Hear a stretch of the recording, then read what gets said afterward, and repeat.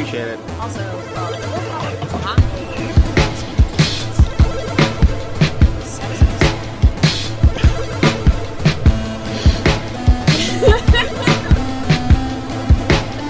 Three.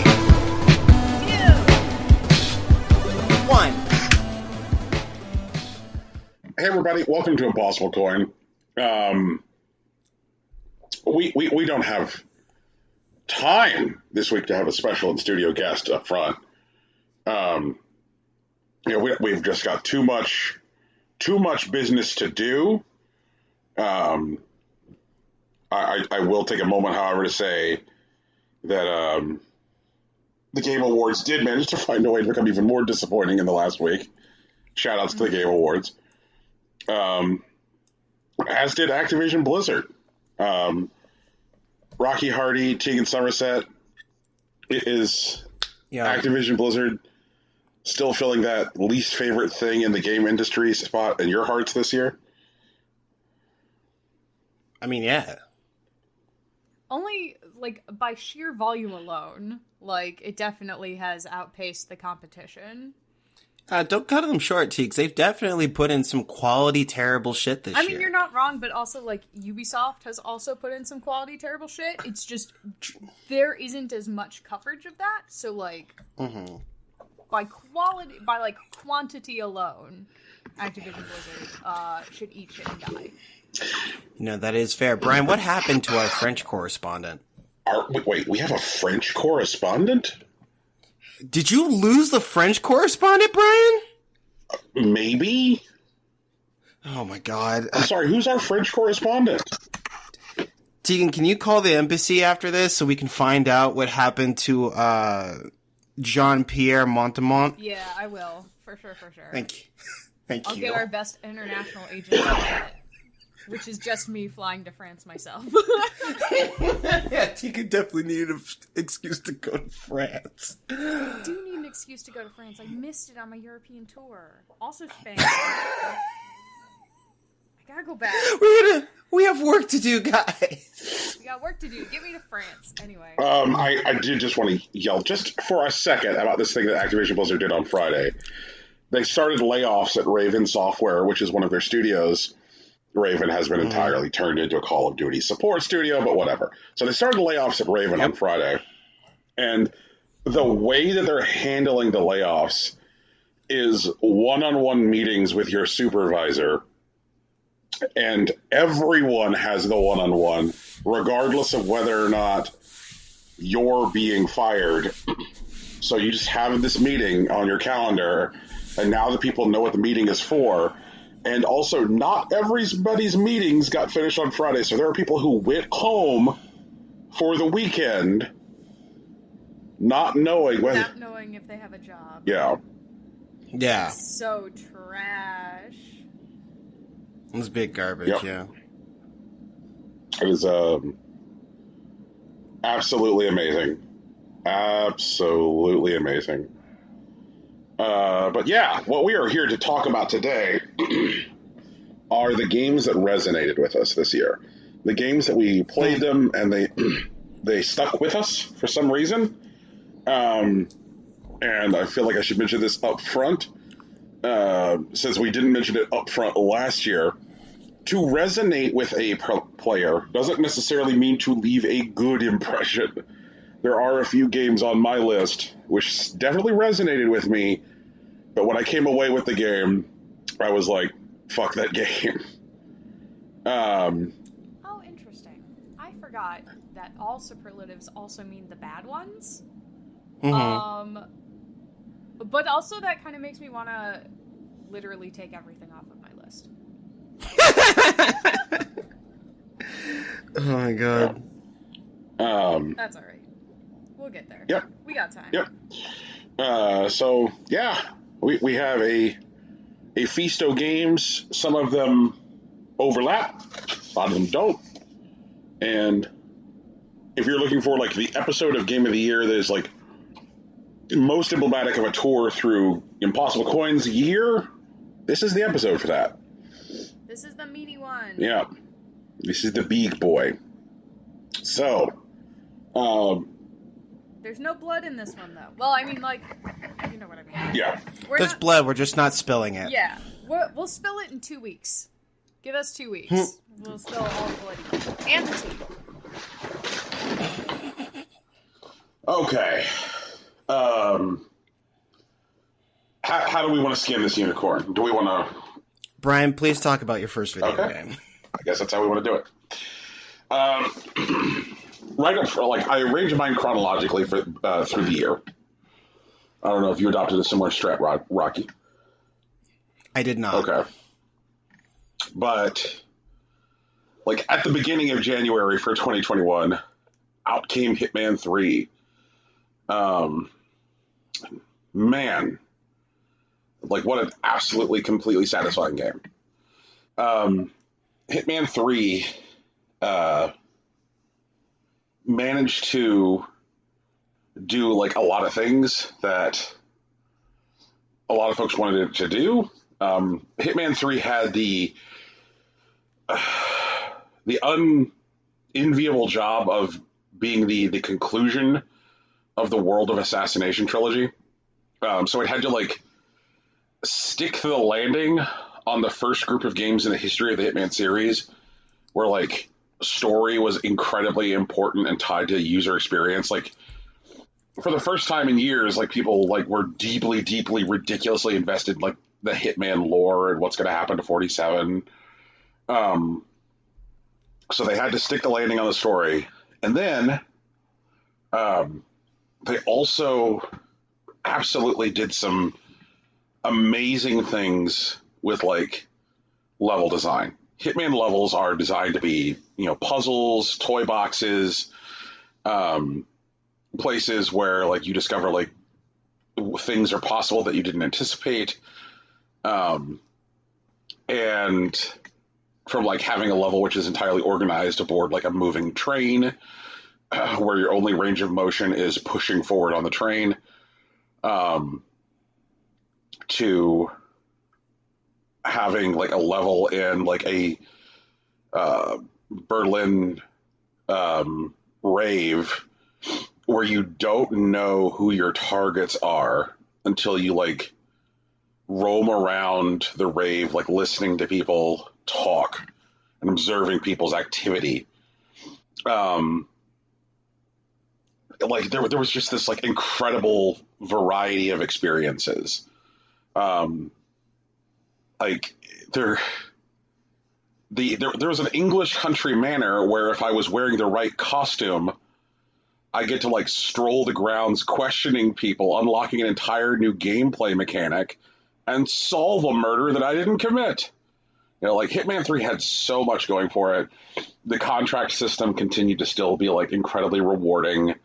The curation for contracts got really, really good as far as, like, surfacing ones that were, like, well designed.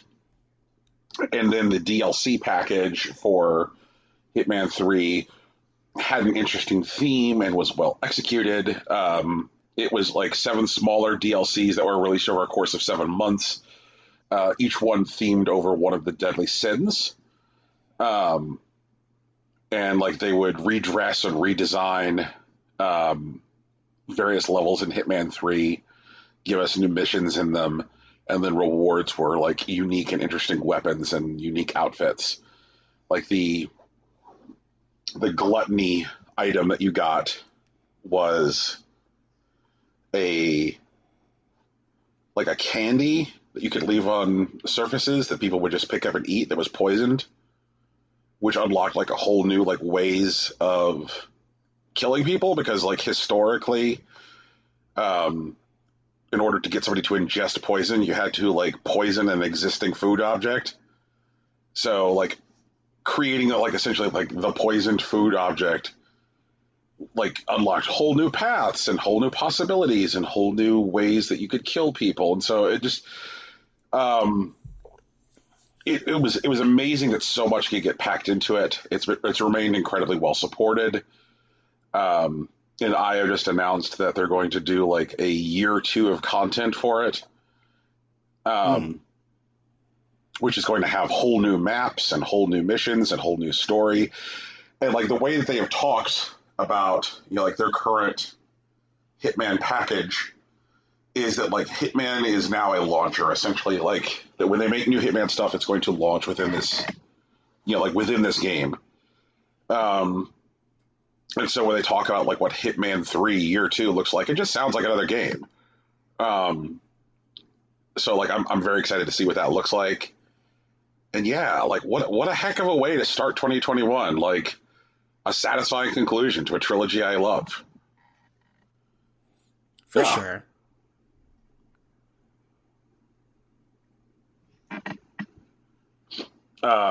Rocky, did you want to talk about a video game, or do you want me to continue to talk about video games? I'm not going to stand in your way if you want to keep talking. And then came open world 3D Mario.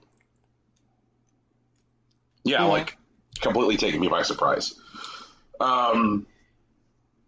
This was like this was a weird thing because like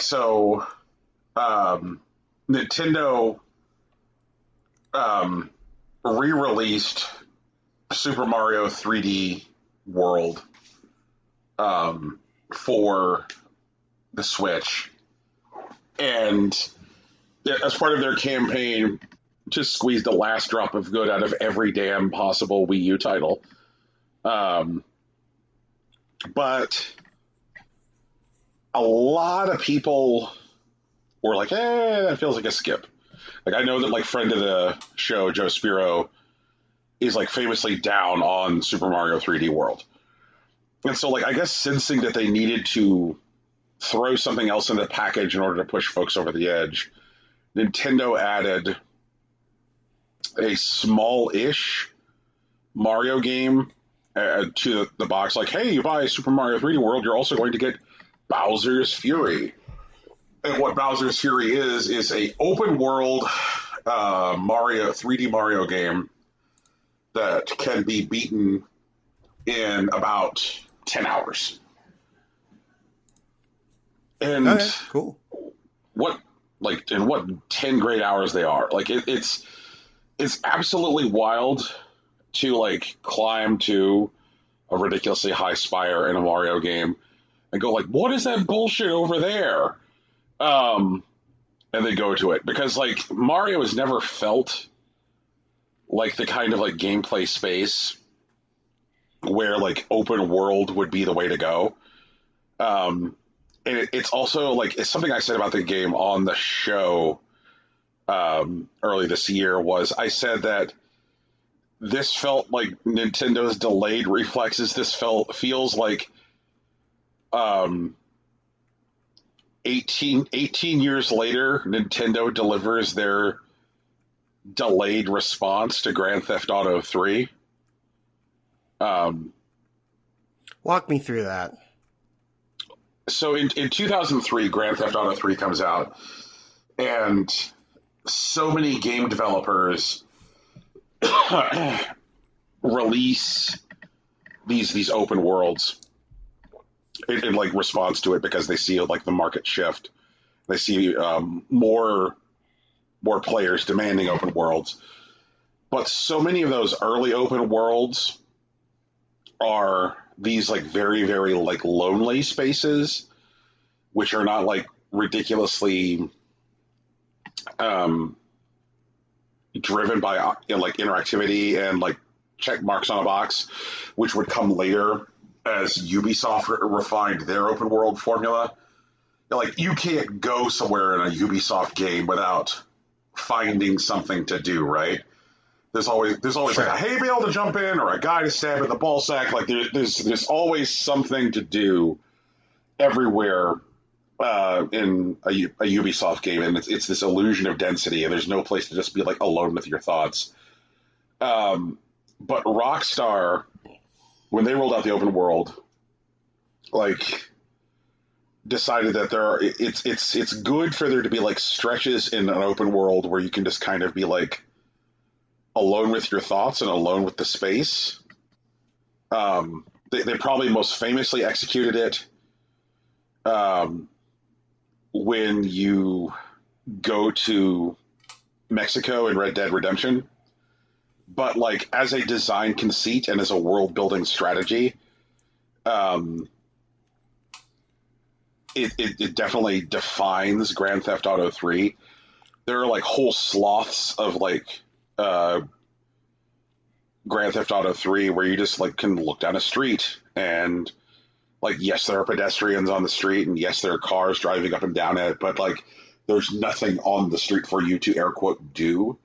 And so you're just there to be in the space. And in Grand Theft Auto 3, like the feeling it conveys is like loneliness. And you see that strategy come through in The Legend of Zelda Breath of the Wild.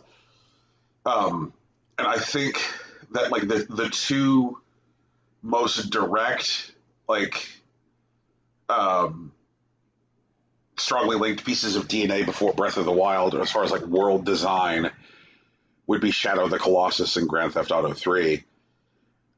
Sure. Yes, Tegan? That just sounds like Wind Waker. I'm sorry. The experience of having great stretches where you're alone with your thoughts, that's just sailing in Wind Waker. I feel like what Brian's differentiating here is like the fact that the space is populated, but there aren't things for you to like interact with. I mean, there's stuff in the Great Sea. Right. Like, if you're just looking for, like, there is stuff in the Great Sea. There's monsters that come out. There's treasure to find. There's other ships. Just not a lot. Like, there is stuff to interact with. It's just whether or not you do. Right. No, but that's what I mean. I think it's the other way around. That, like, Brian's saying that Grand Theft Auto 3 included spaces where there are explicitly things in the world separate from the gameplay experience that you could not interact with. Right. Okay. That they're just kind of there to like color the space and just give you room to like dwell in your thoughts. And it's different. It's a different feeling when a game which is like innately cheerful asks you to like dwell with your thoughts. Because like the default position for a Mario game is happy, right? Like when you play Mario, like most of the time you're happy. Sometimes you're frustrated, but most of the time you're happy. And so like I found this to be, despite being like a very new Mario game as far as like how it makes me feel, also to be like incredibly nostalgic because like it gives you these spaces where you're just kind of like moving around the open world. You're just like kind of like dwelling on your time with the Mario series. And it felt like very nostalgic because it gave me places to just reflect on it. I have a question.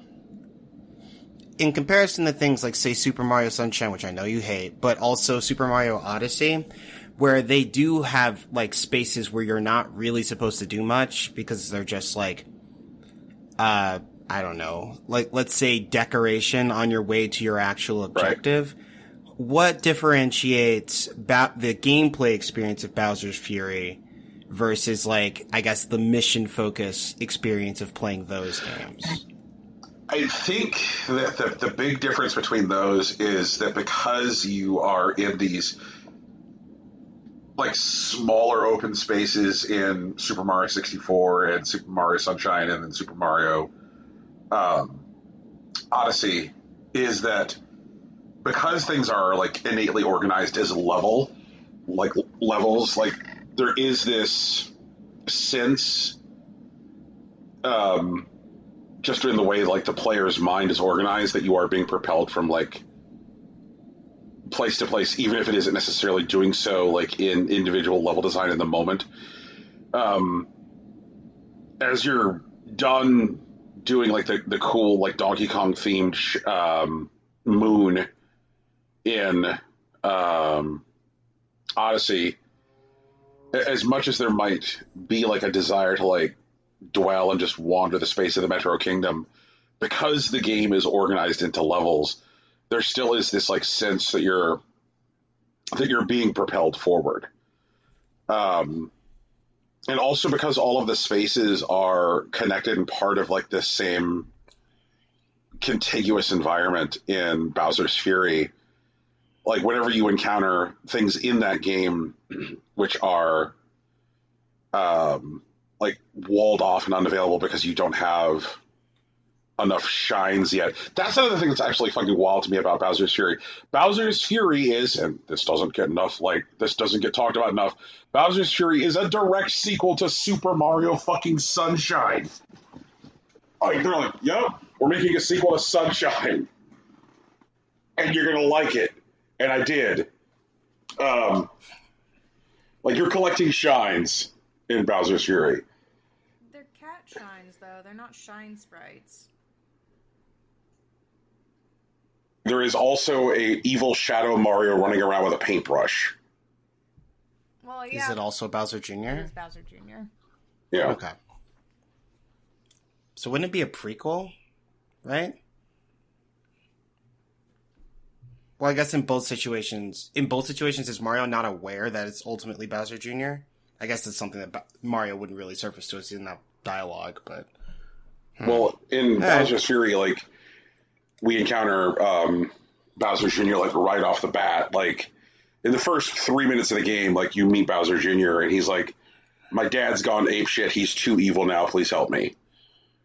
And, like, in Bowser's Fury, Bowser Jr., like, kind of hangs out with you from a distance and will periodically, like, help you, like, fight enemies and stuff. That's right, yeah. So it's a bit of a bit of a different vibe.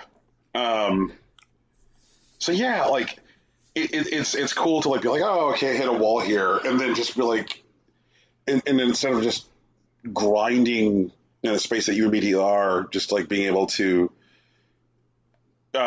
turn back where you came from and not have that feel like you're falling back. Like, it's a different gameplay sensation to not have to, like, leave a level to go back and, like, collect stuff to, like, hit a goal.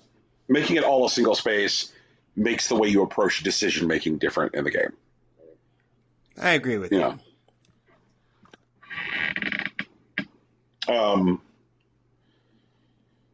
Also this year, I wanted Mommy to Step on Me. That's a different video game.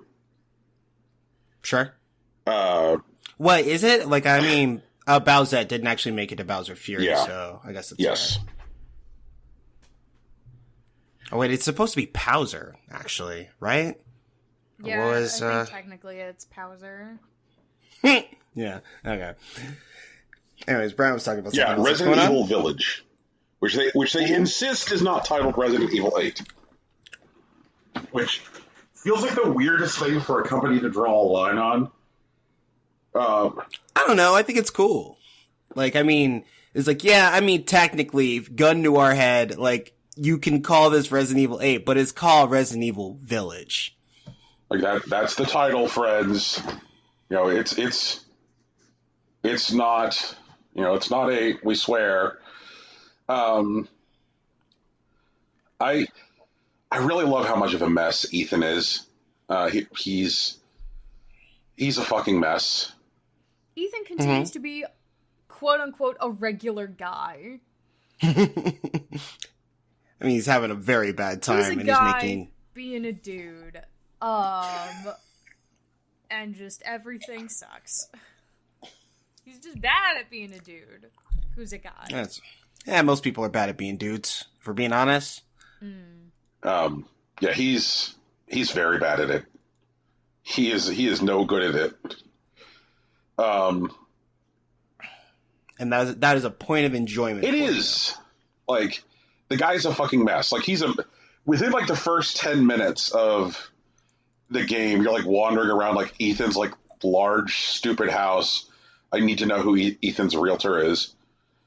And, like, it's very obvious that there's a lack of self-awareness about Ethan's problems in, like, the dialogue that, like, Ethan is exposed to. And it's one of those things where, like, once Resident Evil Village, like, hits you with the twist, you're like, oh, all of that dialogue makes perfect sense now. Right? And, like, over the course of like Resident Evil like 7 and 8, the level of like not dying that Ethan does is astounding and comical. Like it's like, oh, Ethan got a hand cut off. I guess he'll just carry it around in a pocket now. You know, like we'll address that situation later. Pour that random chemical on it, and suddenly it's reattached itself. Nice. Right. I mean, that's what happened the first time. I guess they used staples, but whatever. And so, like, Village ultimately addresses that, which felt interesting. Because, like, you kind of, like, tune it out in your brain because you're just like, whatever, it's video game bullshit. And I think that was, like, very clever of the developers because there's stuff in games that, like, players at this point will just, like, accept and then not really think too much beyond it because they're like, okay, this is just video game bullshit. Like, I know that if I run into that mushroom, I will then become larger. It's video game bullshit, right? I know if I run into that tank with E on it, it will refill my energy. Like, so it kind of like addressing the weird infinite vitality of Ethan is fun. The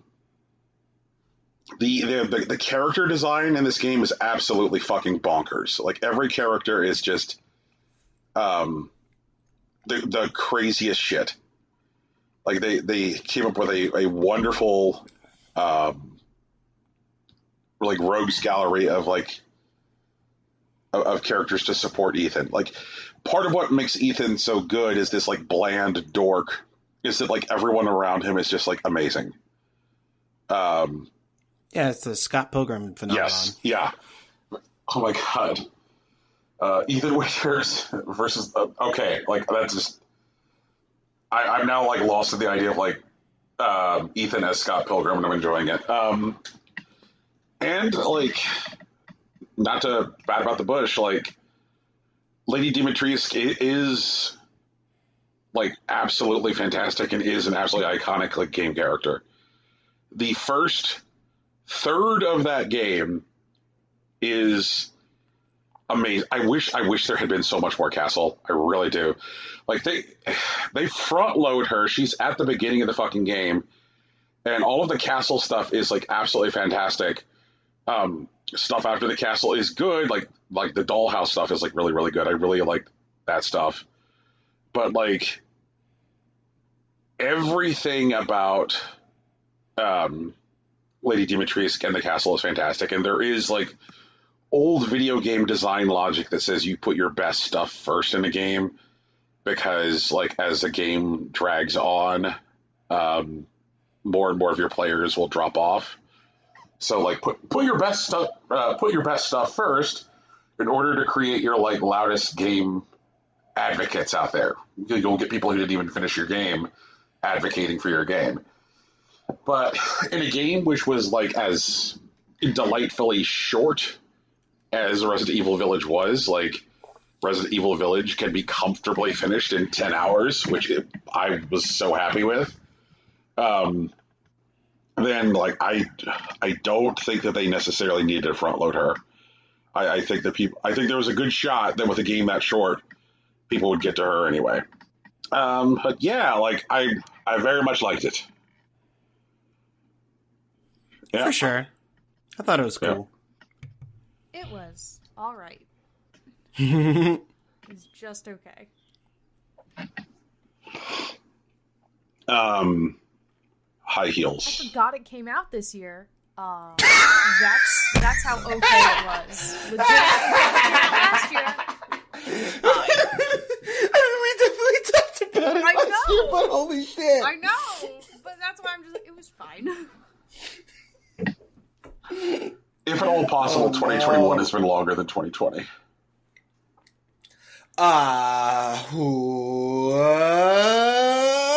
You know, vote now on your phones. Brian, what's the next game? Rocky, insurrectionists stormed the Capitol this year. That was this year. No, January 6th. I was there. I remember that. I was here, but... I stress wrote a new job proposal while my government was attempted to be overthrown. It was fun. God, that's a fun sentence. I was just like watching the news and I'm like, well, this is terrible. Let me write a new job proposal. I remember I was in a meeting when the insurrection started. And someone like put into Slack chat, like, it appears to be that the hillbillies are storming the Capitol. And I was like, look, those are no hillbillies. Those are people with money. They got on planes, bro. They had a beer afterward. Oh. Okay. Stayed in hotels. High heels. Yeah, what up? This game is so fucking dumb. Okay. Cool. But, like, I'm not often, like, charmed by, like, craven player abuse. But so wait, no, hold on. I need to examine that sentence. I was under the impression that you were never charmed by craven player abuse. Am I wrong in that understanding, Brian? So I guess the reason I'm charmed by it in this very particular instance, Rocky, is they are so bad at it that a player can just effectively choose to not be abused. But you could see all of their, like, efforts to do so, like, just kind of sitting there. Now, I should also point out that I would probably have a different perspective if I had been spending time with this game about 6 months later, because I know that they tuned their abuse mechanics so that way you could no longer avoid the abuse. Fair enough. Yeah. But when I was playing High Heels, I would just, like, look at their abuse mechanics and be like, lol. But the premise of High Heels, for those who didn't hear the episodes where I talk about High Heels, are you pick a character, you pick an avatar, and your character is walking forward, and there are various obstacles which your character might trip over. And in order to evade certain obstacles, your high heels need to be a certain height. And so the taller your high heels get, the more wobbly you are on your feet. So yes, you can evade certain obstacles, but also you are less structurally sound. And it's like Temple Run, but like with like a vertical component. Right. And they have various dumb shoes on offer, and dumb purses on offer, and dumb backpacks on offer, and dumb avatars. And for some reason, one of the avatars was what we call legally not Agent 47 from Hitman. And so I was walking around as legally not Agent 47 from Hitman, wearing high heels that looked like donuts from The Simpsons, with a red purse and a backpack with a teddy bear on it. And yeah, it was a good time. And I was able to unlock every avatar, and every high heel, and every person, every backpack in the game. And every time the game would be like, hey, do you want to keep on playing this level? This level seems really hard, buddy. Instead, you could watch an ad. And I'd be like, no thanks, game. I'd like to play the level. And they're like, oh, fine. And then I would like play the level and unlock the thing that I was supposed to get from that level anyway. But they're like, but hey, did you know that you could just unlock things faster by watching ads? And so, like, every time I'd be like, no thanks, and I unlocked everything in the game, like, literally everything. And I thought it was funny because, like, at no point did I watch ads while playing High Heels. And so then, like, their initial response to players just unlocking everything was to add more items. They figured, like, oh, we'll add more items, we'll add more levels, and, like, if there's more items, maybe some of them will just cave. And nobody caved. And that was what caused them to, like, redesign things to force people to watch ads. I liked that it was so dumb, it was so silly, it thought it was smarter than its player base, but its player base was smarter than it.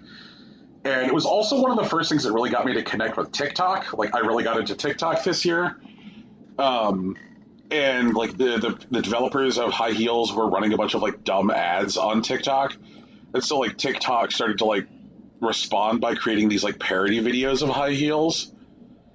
And so like there's all these like TikToks of people like walking forward while somebody like pushes a a camera along behind them, and they're evading the obstacles, and they're like lol High Heels.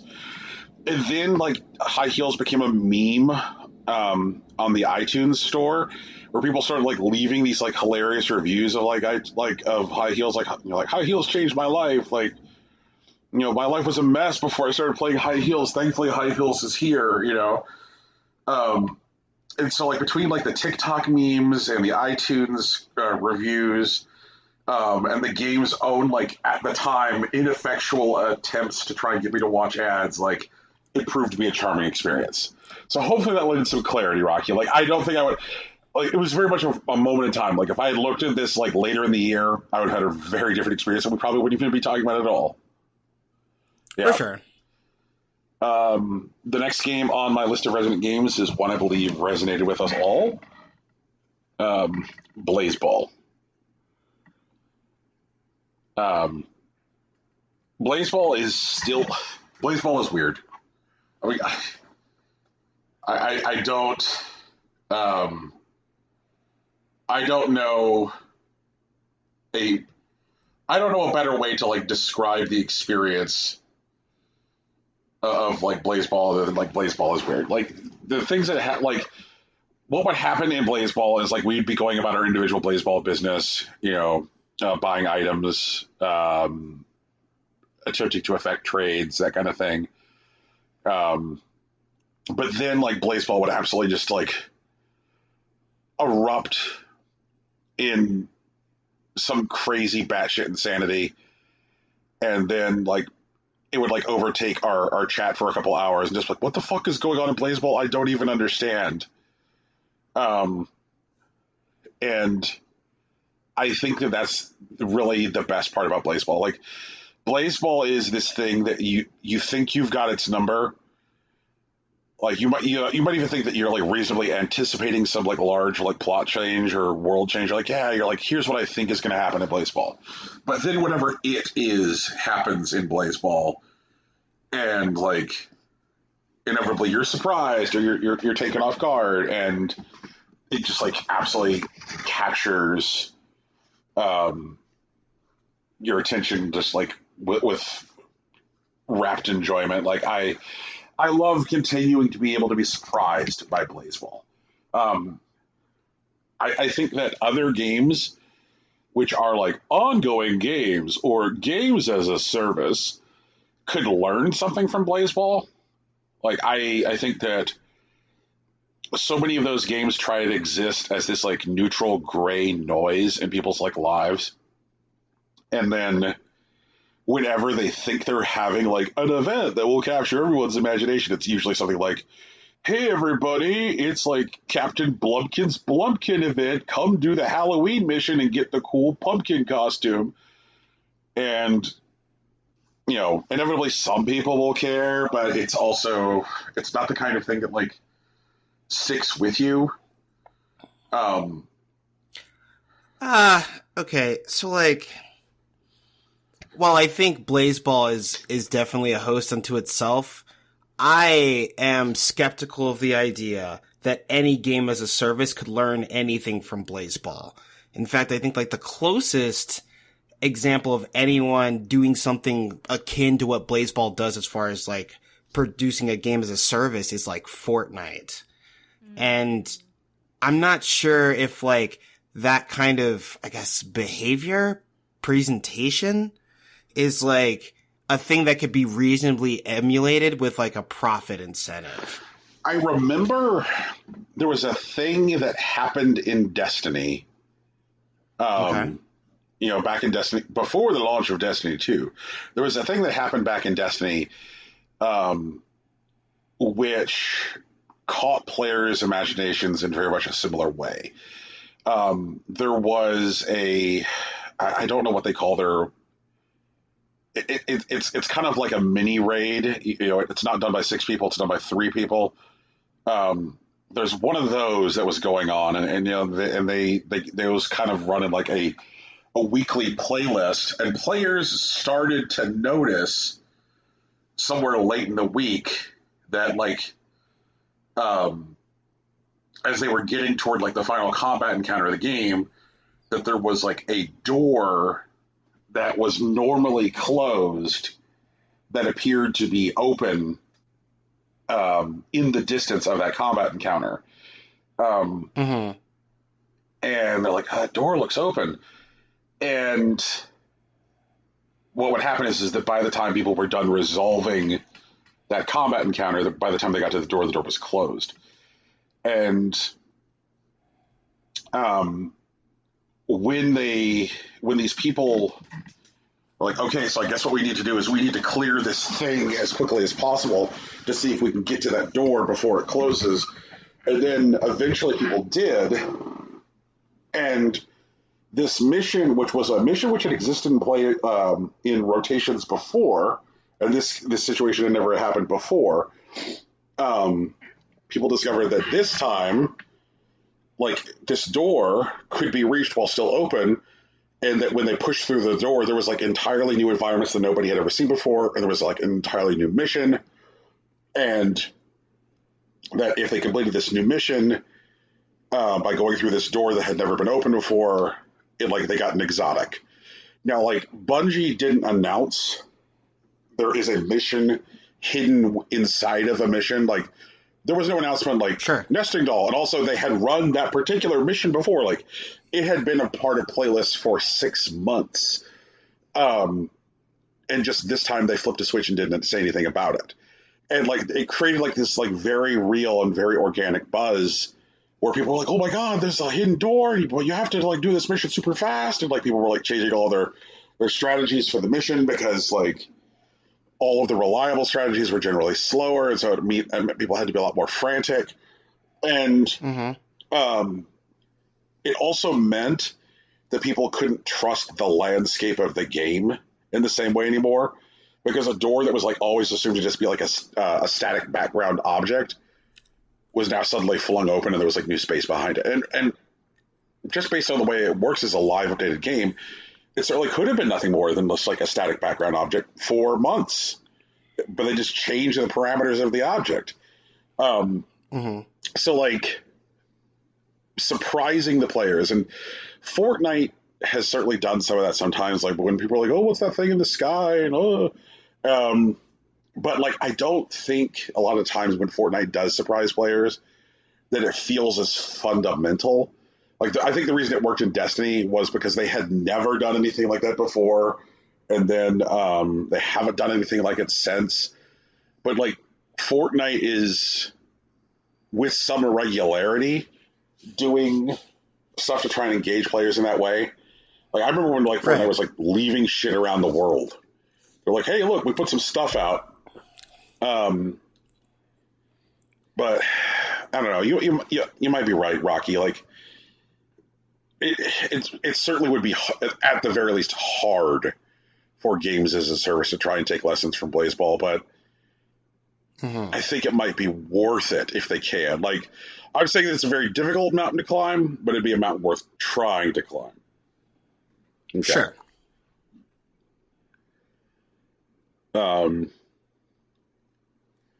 We've reached the first game on my list, which I have put here explicitly because it is bad. Taxi Chaos is a nightmare. It is a terrible video game. It is a horrible, horrible video game.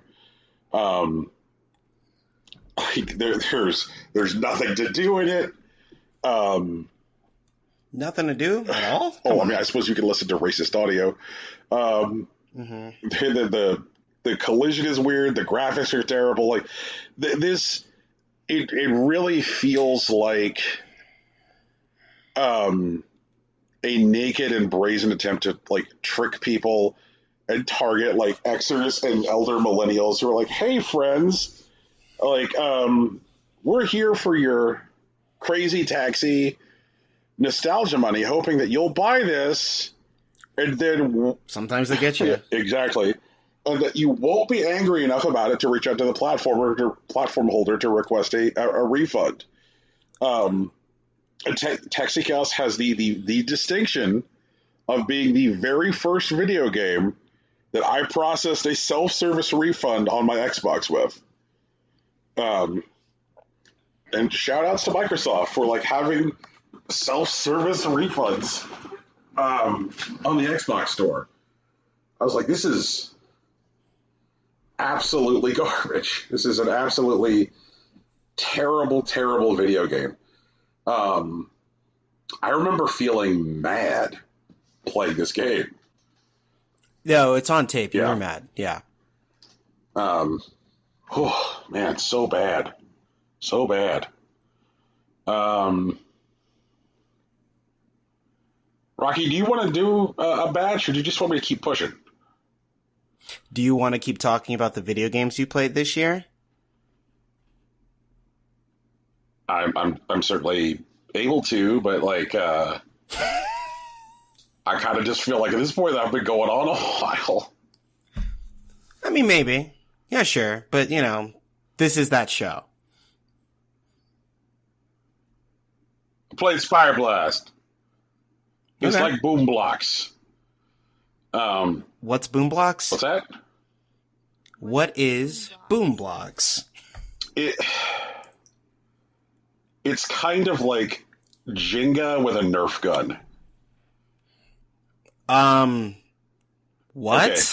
Don't understand that either. Try again. All right. So in Boom Blocks, like what exists in Boom Blocks is that like you are presented a structure which obeys the laws of physics. Like Yes. Jenga. Cool. And the way that you impact the structure is to fire balls at it. Okay. And To what end? well, in Spire Blast, the game in question here, the reason that you're firing the balls is that like you are tasked with like either removal by color or removal by type. But you also have And to you do that with a shooting mechanic. with a shooting mechanic. But you have to like balance that because they're like, okay, well if I'm tasked with like removing like say 23 red blocks, if I shoot these red blocks, then what will happen is that this entire side of the spire will collapse, which means I then cannot shoot any blue blocks, and I also need to remove 14 blue blocks. And so it becomes this like game of anticipating how the structure will react. And in Spire Blast, which has like also like a medieval theme to it, there is a dragon that flies around the spire, and you have to feed the dragon blocks, and that's different than simply like just knocking them off the spire, because you have to like time your throws to like the dragon's flight pattern, and so it now becomes like a timing game as well. And when Boom Blocks came out on the 360, this point like close to like 15 years ago, it was like this cult hit. Like people like loved like this like weird kind of like 3D physicsy anti-Tetris. And you're like, will there ever be a spiritual successor to Boom Blocks? And then lo and behold, like out comes Spire Blast. Okay. Yeah. It's a very good feel. Was that on Apple Arcade, or was it also like a Microsoft game? Spire Blast was on Apple Arcade. Yeah. For sure. Anything that supports Apple Arcade will play it. So you can play it on a Mac, you can play it on an Apple TV, you can play it on a phone.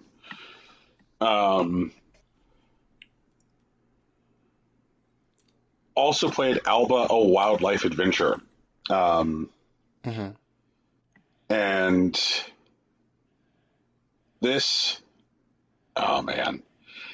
Like, I think the way I described this when I played it back in January was that it felt like the experience of Outset Island expanded to an entire game.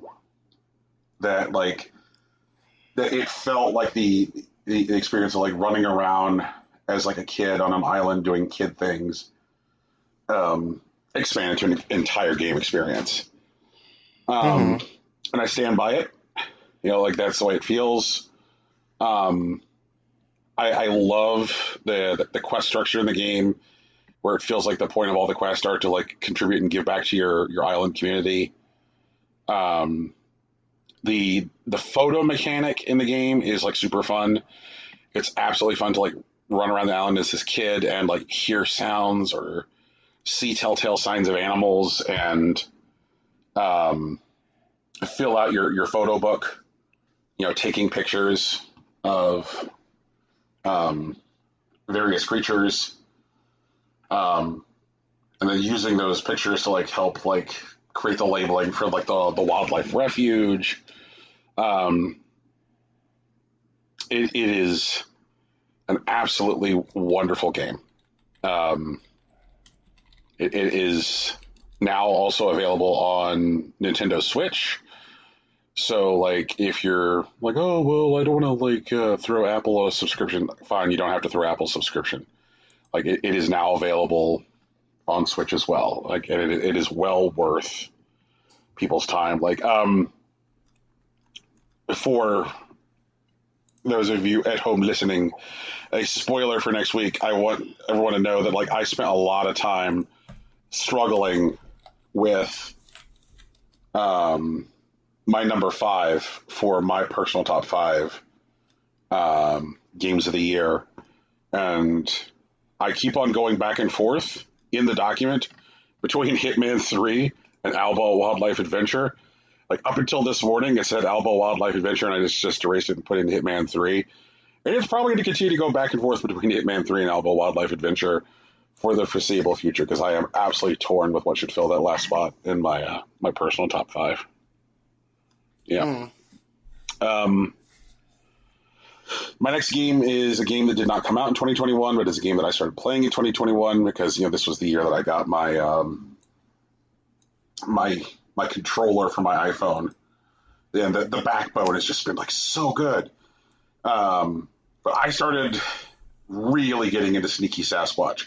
I played some Sneaky Sasquatch like last year, but like this year, like, I absolutely just went full bore into Sneaky Sasquatch and like just discovered like how much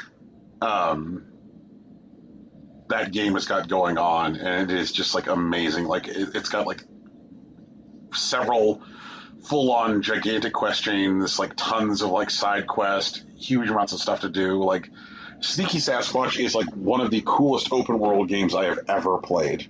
Like, full stop. Like, it is so much fun. I have a question. So when you talk about, you know, huge quest chains and, like, large amounts of side quests, usually that equates into a time investment. And I know, based on doing this show with you for a few years, that you are reluctant to invest in games, especially with long chains and large time investments. What makes Sneaky Sasquatch different? So generally, when games have that type of stuff on offer, the way that each individual discrete thing within the game is structured is like each individual thing that you need to do is also hugely time consuming. Okay. You're like, okay, here's a quest chain of like 30 quests, and each quest in the chain is like half hour, 45 minutes. I'm like, well, fuck off. I mean, what you're telling me now, video game, is that I can't sit down with you unless I'm really willing to commit to like an hour or more. With Sneaky Sasquatch, depending on what I wanted to do, I could like sit down and feel like I accomplished something in like 10 or 20 minutes. And like the ability to like find value in like smaller sessions with the game was a thing that drove me into spending a lot more time with the game. Right. I was like, I would still be hesitant to like pick up that like open world game, which is like, all right, I'm an open world game. I'm 200 hours long, and every quest in me is an hour long. And also, if you want to collect all the Hoozle Blazzles, like I hope you have another 100 hours. Like, it sounds exhausting. It really sounds exhausting. Okay.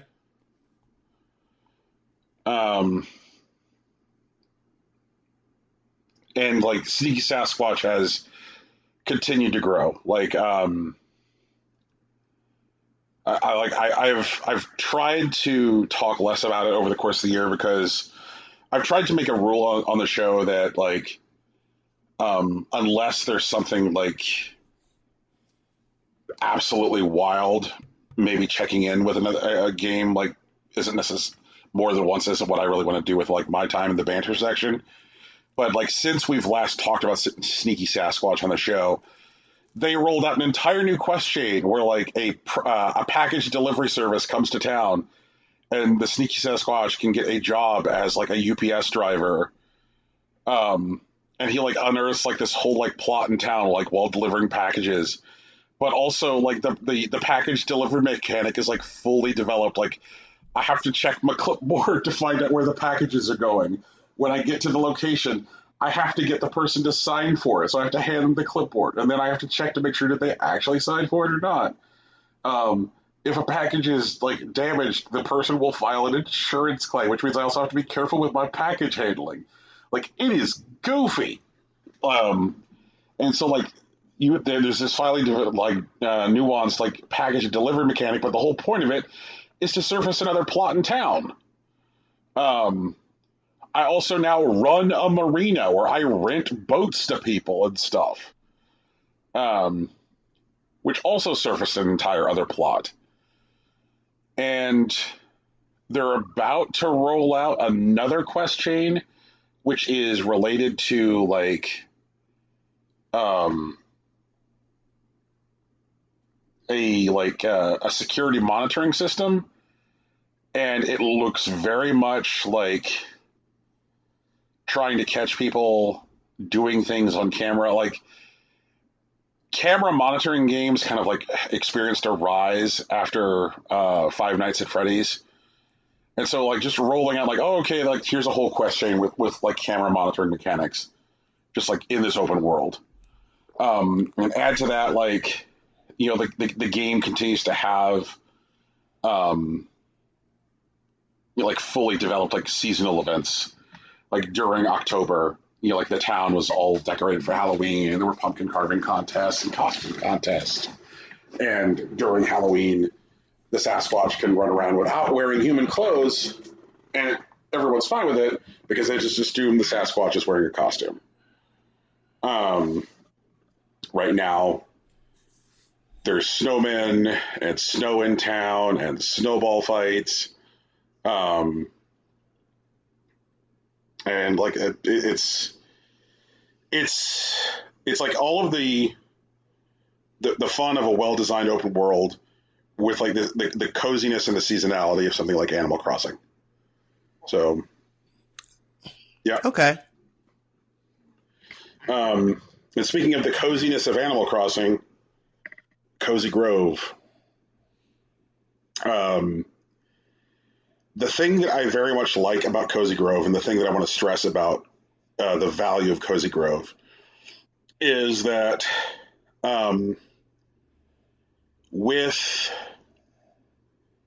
Animal Crossing, you kind of just feel like you're on a treadmill forever. You know, like it becomes like this perpetual maintenance machine. Cozy Grove, and the thing that I think gets like not sold about it enough, is that Cozy Grove has a plot line. Cozy Grove has a end point. There are a bunch of like ghosts of bears in this game, and you are helping these individual ghost bears achieve peace in the afterlife and move on. So like there is an end point. Like there is a finish line for the game, which involves like these ghosts finding peace. and it made it a lot easier to be able to like, spend time with it and do stuff like shake trees and dig holes and go fishing and do all of that stuff on the reg, because I knew that like it was going somewhere eventually. And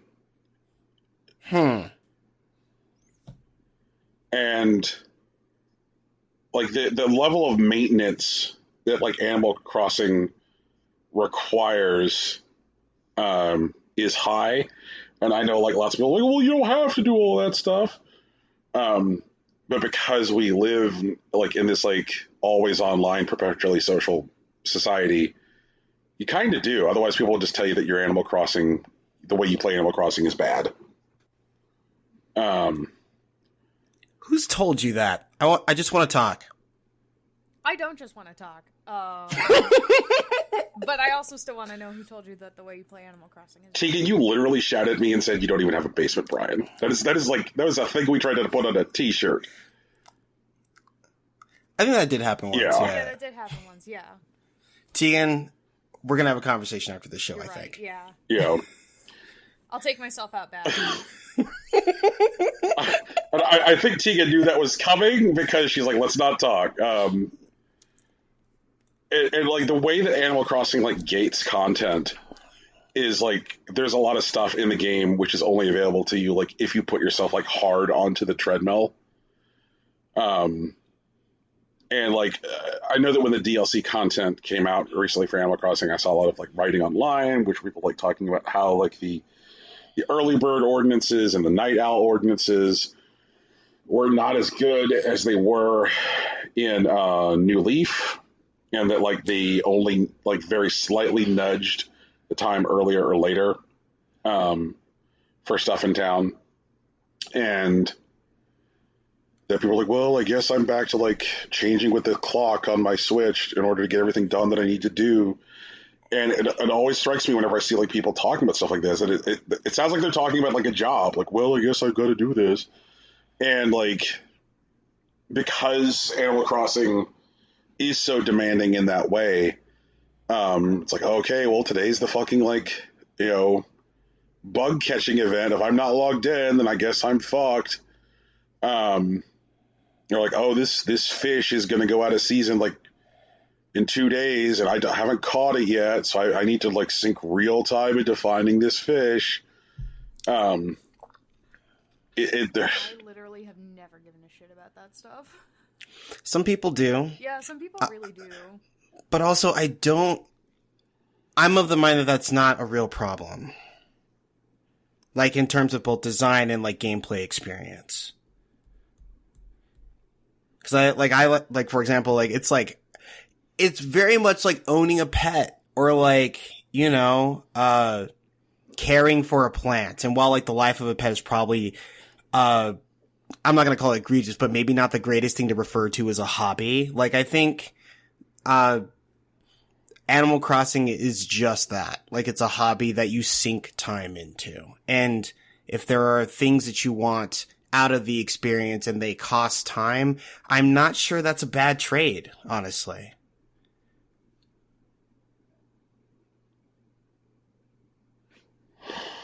I mean, we also don't have to have the same take on it.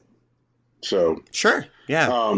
But I liked that Cozy Grove felt so very laid back. Like I never felt like I had to play Cozy Grove. I felt like I wanted to play Cozy Grove, if that makes any sense. Yeah, cool. Yeah. I'm glad I got to help those bears find peace. I know you've been craving that experience for some time. Yeah. Rocky, do you want to talk about video games, or you just want to push through this whole damn list? Actually, this is where I was going to stop you. Okay. But, of the games I'm going to talk about, I want to talk about a couple of, good little games first. The first of which is the Great Ace Attorney Chronicles, which technically was released in the States this year, but has been in Japan for about half a decade or so. It is very much an Ace Attorney game, but you're not following Phoenix Wright. Instead, you're with a new character, Ryunosuke Naruhodo, who is just a guy going to college, and his best friend is trying to become a lawyer just as they announced that lawyer is a new job that you could spec into in Imperial Japan. And then, his friend, wants him to go with him to, London, so they could be roommates, and, dies in an accident when they walk into the wrong cabin at the wrong time. Oh wait, no, not walk into the wrong cabin. I think someone else walked into their cabin. But the game itself, is a court simulation game with a investigation mechanic, and I really like this one, even though the series itself just turned 20 this year. That they carefully introduced the mechanics in the first game, because this is a 2-pack, this is a double feature. But the first game is designed just to get you into the rhythm of the game. So the first one that drops you just into a court case. If it's your first time ever being in a courtroom, that's cool because it's Ryunosuke's first time as well.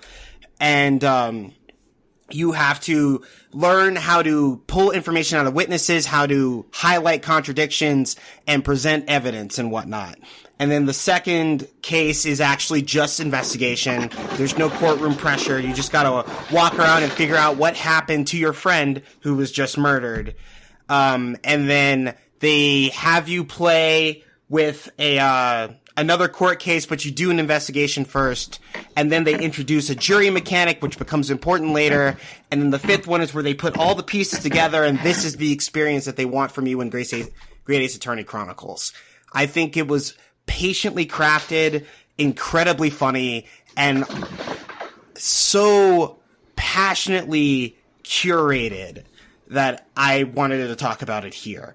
The second game is very much just all the pieces rolled together, and it points to a much larger conspiracy than what exists in the first game. And I'm really glad that they didn't make me pay for it twice. They told me I could pay $40 and I get the whole story, especially since the first game is mostly prelude. But it's still really fun. It's not like it's wasting my time. The characters that I interact with are fun. They're memorable moments. There's at one point when I cornered the bad guy, I found the murderer, and I just got him to trauma dump about what happened. And then my judicial assistant and the defendant basically dual judo throw the guy 15 feet in the air, and he lands on his head. And that's just one of the things that happens in this crazy ass game. I love Great Ace Attorney Chronicles. It's sick as fuck. And if anyone wants to play it, that seems like a good idea to me.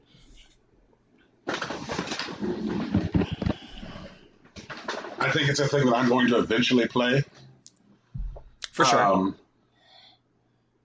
I still hope that at some point they will put this out on iPhone in the United States, being that they have already localized it to English for iPhone in Japan. True enough. I could literally just go download this game on my iPhone right now by changing the region for my store. Why don't you just do it then? I have a Japanese account on my Switch. It is a little bit more of a hassle to do than it is on Switch. Yeah. Do you remember the problem that used to exist on Switch of money getting trapped in the store? Yeah. Oh, yeah. Yeah, there's a little bit of that going on when you do the region switch on iPhones. Yeah. Okay. So I would just like to give them, just give me the money. Just let me give you money. Let me give you money. What's the name of that dude anymore? I can't. I know it's not Steve Jobs because that guy's dead. But there's another guy that's in charge of Apple. I know there's Apple, a guy. According to there we. Wait, no, dead ass. There's no way. Tim Cook. His name is. Okay, I'm about to say. Very famously, our former idiot president referred to him as Tim Apple more than once in public. I do remember that. Yeah, that did happen. I remember that. Oh, man. I was just like, I know that's wrong. I just don't know what it is. The next game that I played was a lot more chill. It's called Clawfish. I haven't checked in a while, but I did not buy it when it was on sale, and it was $4 on Steam. And I know what you're thinking. A $4 game on Steam, how could this possibly be good? And it's because they have a very small focus experience. You're on a summer trip, and you go to some weird island where there are claw machines. You know, like the claw grabbers that most people can never win or whatever. And they're just full of fish. And they empty out into the open ocean. And so you can just walk up to one of these claw grabbers, hang out with the chill soundtrack, and pull some fish out of some claw machines. There are also, like, other things you can do. There's a boat you can ride around. There's rocks you could skip. And it's very much designed to be a chill, very small experience. I think the first time I played it, I think it only took me 2 hours to deal with the 5 machines. Now I can do it a bit faster. And sometimes I do it just when I want to relax. I want to turn my brain off and grab some fish with a claw. And, you know, if that sounds like something that you'd be interested in, I suggest that you take a look at it. Because it's pretty cool, honestly. That reminds me of a very specific, very weird place on TikTok I fall into sometimes. Mm-hmm. Claw machine TikTok. Oh, cool. Send me some claw machine videos. I love claw machines. I will do that. It's half why I play this game. There's one particular claw machine account that keeps on getting surfaced to me, which is like, this guy's like, allow for me to share with you my best claw machine strats. Oh, hell yeah. I remember, like, one time I won a bear, like, in my teens. And from that moment on, I, like, truly believed that I was just somehow blessed with claw machines. I was wrong, obviously. Like, they just hadn't tuned that particular machine at the time. And I did win some things otherwise, maybe just off of confidence alone. But, like, I'm interested in claw machine tech. The next game that I have on my list is a game that is very close to my heart because it's probably everything I've wanted out of a video game experience for the past, like, 10 years. The game is called Dodgeball Academia. It is a bright, colorful, sports RPG where you play as a young boy, Otto, who, sneaks his way into a dodgeball school where the best dodgeball players practice and try to enter the pro leagues. And you basically play dodgeball in, like, RPG Pokemon style action battles, as you, try to make friends, find out the history of this weird school, and solve other people's problems. It is very fun. It is incredibly silly. One of my favorite things about it is that the writers who have designed each of these scenarios have definitely seen anime and decided that it's funny. And not in a way that, like, where they kick people who like anime or kick anime as a genre, but just, like, point out, like, yeah, this is kind of ridiculous and we think that's cool. And, oh man, like, the protagonist, Otto, is, he's just a boy at first, but then he finds out after touching the blessed dodgeball that ended the dodgeball war, that he has fire powers. And since then, he's been able to throw dodgeballs imbued with fire. He's partnered with a young woman who is almost certainly a child of Zeus, who has the ability to not only throw balls with chain lightning, but smite her opponents when she gets angry enough. Mm-hmm. You also have, Balloony, who is a young octopus boy who's very shy and would rather not be playing dodgeball, but he loves the lore, and he loves the history, and he's willing to hang out. And he functions as your cleric, and you make friends with other delinquents and shenanigans. There's literally, preteen Kuwabara that you can join to your party, and all of his abilities are anime based, but, like, in the, like, self-sacrificial shonen way, which is beautiful. There's a cat boy, there's a former school monitor turned delinquent, like,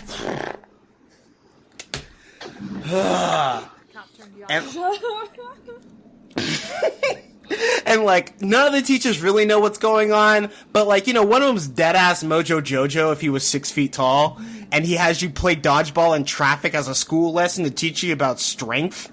Like, there's an underground dodgeball arena that runs illegal dodgeball matches! There's a bunch of but actually they believe in the supremacy of the square ball. Of the square ball, everyone. Like, god damn it. Dodgeball Academia is beautiful. And it's also relatively short. How Long to Beat points it to about, like, 8 to 9 hours, depending if you want to complete everything or not. It's been taking me a bit longer, but it's mostly because I keep stopping to laugh at how funny all their shit is. But it's very cool. Like, the battles are, like, quick and discreet, and they're, like, it follows, like, you know, if anyone here remembers this, but the Super Dodgeball GBA game rules where, like, you pick up a ball when someone's out, and they're out by, like, not just getting hit by running out of health points, then, like, they go into the perimeter of the dodgeball arena, and even if you miss your opponent by throwing the ball, your teammate will pick it up on the other end and, like, auto throw it, and you can actually pincer opponents that way. Like, oh my god. It's so cool. It's so much fucking fun. I love Dodgeball Academia, and this is one of the games that I feel like everyone should play. They should teach this fucking game in schools. Like, it's fucking amazing. Shoutouts to Dodgeball Academia. I hope y'all are doing alright. I have another dodgeball game on my list. It had a significantly higher budget and was a bit more ambitious. It's called Knockout City. This is a online arena-based game published, I think, by EA. And it's one of the few things about EA that I would like to talk about. I think it is a bright and colorful game. I think the gameplay is simple and effective. You know, it's just 2 hits and you're out. It has a series of mechanics. You catch the ball, you throw the ball. You can dodge. You can pick up your teammates sometimes and throw them. And if you hit someone with a teammate, they're just out, because how dare you get pegged by an actual human being thrown at you? But, Knockout City is cool. And if they lean into it, I know, like, they've definitely been planting the seeds of, like, a world that has been ravaged by, like, mismanagement and, like, corporate greed. And, so, like, one of the stages you play in is definitely just, like, a ruined school. You definitely play in, like, city streets. You play in traffic, I guess. And it's very neat. It's a fun thing to drop in and drop out of. Like, it's not an everyday game, at least not for me. I know there are people like that, and I'm happy for them. But I really like checking in on whatever Knockout City is doing every couple of months. So, like, you know, if you're curious, if you're looking for a new game to play online, if you're getting sick of, like, playing Warzone, maybe try Knockout City for a week. Tell me how you feel. Was I the only one that played Knockout City? I'm sorry, Rocky, what? Was I the only one that played Knockout City? I can't remember. No, I played Knockout City. Wait, you played Knockout City, Brian? How'd you feel about it? We literally talked about it. I liked it. When I was paring my list down earlier before we were recording, because I was panicking about how many games are on my list, Knockout City was one of the ones that I removed because I saw that it was on your list. The thing that I very much enjoyed about Knockout City was that, like, I feel like there's this, like, giant, terrifying skill cliff to Splatoon. Like, Splatoon is very much a game that tells you to go fuck yourself. Like, that is very high on, like, Splatoon's list of priorities. Splatoon is like, okay, bullet point 1, be colorful. Bullet point 2, be a kid, be a squid. Bullet point 3, go fuck yourself. Like, Brian, okay. Brian, we gotta get you through that story mode, man. I'm telling you, you're gonna feel better about it, I promise. Brian, like, once again telling you your experience with Splatoon is not the universal one. I don't know why I talk about my feelings and people just tell me, like, your feelings are invalid. No, that's not what I'm saying. We're not saying your feelings are invalid. We're saying your experience with Splatoon specifically is not a universal one. But it's also not unique. I'm literally not the first person to feel this way. Sure. You're not the first person to feel bad about Splatoon kicking your shit right. in. That's fine. Knockout City does a wonderful job with, like, player onboarding. Knockout City, like, really does, like, say, okay, like, here's what we're going to do. We're going to make sure you know how to fucking do everything. Like, as part of, you don't have to go find player onboarding. It just onboards you. Also, like, something else which like I think is important to like sell in the value of this game is that Knockout City's like MMR is like very, very good. Like your match placement, you are going to be playing against people who are as good as you. And like they haven't talked a lot about their bot population or like if they're exposing all their bot players, but like usually at this point in like a game's life cycle, like either you're starting to add bots to servers or you're going to have much longer queue times. And like when I've dipped back into Knockout City, I've not had problems with long queue times, and I'm also still finding players. Like, would you say it's fair to say, Rocky, that like usually with any kind of like competitive game, 6 months in, 8 months in, the only people still playing on the reg are like usually the people who are like very competitive and very into the game, and so casually dipping in that far in is usually hard. I could say that casually dipping in at that age is usually difficult. It's kind of one of those things like buy it when it's new and commit to it in a lifestyle, or fuck off forever. And that's not really been the case here. Like it is still very easy to just like dip in and play a game of this game. I'm sorry, play a match of this and not feel like it's going to destroy you forever. So I don't know if they're seeding servers with bots or what. Like, I don't know. It's working. Knockout City, it's working. I love the aesthetic of the game. This game looks like... I love any game that looks like... what if Sega had never stopped being a platform holder? And Knockout City like captures that vibe perfectly. Like, it looks like a game, that would come out on the Dreamcast 4 or whatever. I could believe that, yeah. Well, next game comes with a very heavy asterisk, but I had a lot of fun with Dandara Trials of Fear this year. If anyone has been listening to the show for a few years, you might remember that I did not have fun playing Dandara. I played Dandara.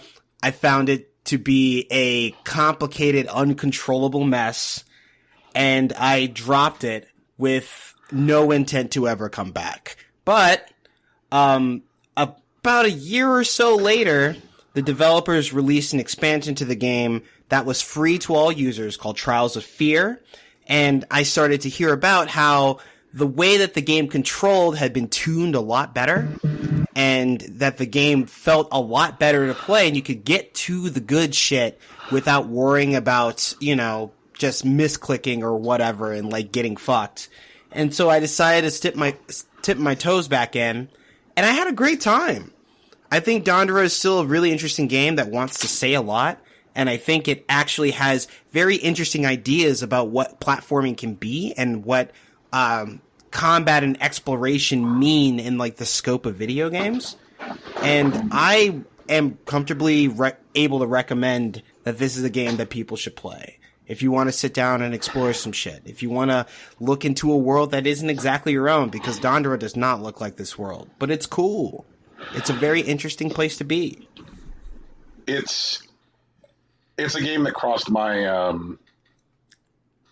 field of attention this year because this year I got really into like tracking what's going on in the Brazilian indie game scene.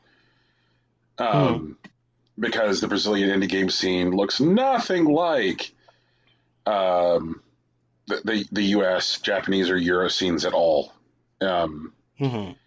And like Dandara is very emblematic of like what's going on there. And so I wanted to spend some more time with it. And I actually think that I'm going to be spending a lot more time with Dandara coming up because Rocky, it's gotten yet another balance. And the reason it got yet another balance is guess what got added to Apple Arcade yesterday? For sure. That makes sense. They would adjust to end up on Apple Arcade. Because I think it originally released on mobile, didn't it? Yeah, it did originally release on mobile, simultaneous with its original console release. But Apple came in and like threw them some more money and said like, take another pass at it. We'd like to put it into Apple Arcade. For For sure. And this game is also very small, but I really like what it is. I hope that the developer gets the space to work on the projects that they want to. This game, Fallums, was actually a Game Jam winner. So for people who don't know, Game Jams are events where developers have a limited amount of time to code and make a game playable. I can't remember, was this one 24 hours or 48 hours, Brian? I think that Ludum Dare is 72 hours. Ooh, let's go. Yeah, like Ludum Dare is like the big one. Yeah. Right. But this game, Fallums, at first looks like an unassuming, like, Tetris, like, falling block game, until, like, it opens up to a spectacular, like, exploration game with the same tools. And so it looks like you're just playing, Tetris or whatever, and then suddenly you're navigating, like, ancient ruins, and then you end up fighting against, like, a spaceship, by dropping blocks on it. And it was a very, very formative, resonant experience that was captured in just a few minutes.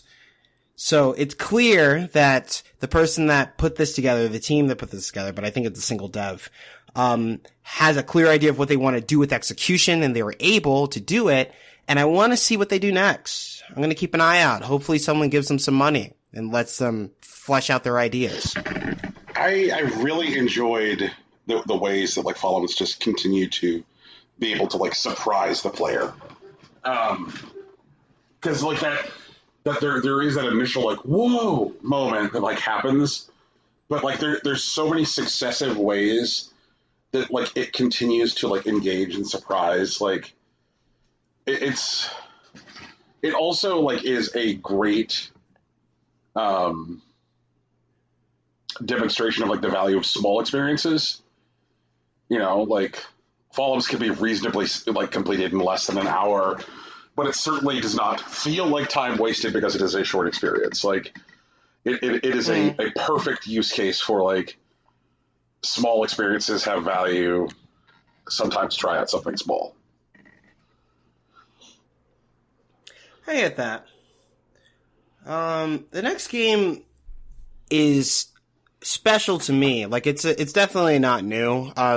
It's a port of a PSP game that made its way to the Switch. Shiren the Wanderer, the Tower of Fortune, and the Dice of Fate. And for people, I think, like, the more contemporary example would be, it looks a lot like Pokemon Mystery Dungeon, but instead of using Pokemon, you're using a dude, Shiren. And you're basically, like, dungeon crawling and, like, navigating through, like, a grid-based zone, but instead of it being like action combat, say like something like Legend of Zelda: Link to the Past, it's turn-based. And every time you move to a new square or basically complete an action, that is a turn. And the game has, or rather, I think its design had a lot of foresight in, like, allowing unique and deep ways of interacting with both items and the environment. For example, in most RPGs, there's a way to upgrade your weapons, but usually you have to, like, find a crafter and present an item and, like, a weapon for your weapon to be upgraded. But there is a monster called a mixer where if you're confident, what you could do is throw your item and the weapon at the monster, and then they'll eat it, and they'll digest both of those things and create a new augmented weapon. But the way that you get the weapon back is by killing the monster. So usually you have to, like, plan to, like, carry a second weapon, or, like, a alternate way of killing the monster without, like, a weapon that you just threw at it. Or, there is a large variety of these items called pots where you're able to put items into. And, like, one of the ways of making new weapons is putting items into a synthesis pot.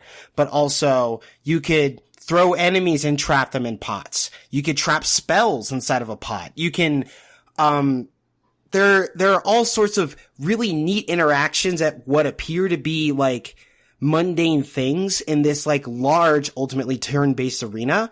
And like, even though it's turn-based, I don't want you to like misunderstand. The game is not slow. In fact, what it does is that it allows you to have a bit of space to plan your next move. Because since everything's turn-based, the enemies don't move unless you move. And so if you're like in a room and you suddenly realize, oh shit, I'm fucked, instead of like you getting mauled to death by whatever shows up, like you can plan your next move. You can look at your inventory and think and try to string together a plan to pull something off. And when you're able to, once you like actually put together a bit of understanding that maybe even builds into mastery, it's a extraordinary great feeling to pull yourself out of the jaws of defeat in a game like Shiren the Wanderer. And there are definitely things that will hit you with some bullshit. And sometimes you need to plan ahead, or sometimes, you can react because you just have the right things in your pocket. And so I'm really happy I got to play this game. I mean, I didn't own a PSP, so I didn't even know it existed until it showed up on the Switch, and, you know, I had fun.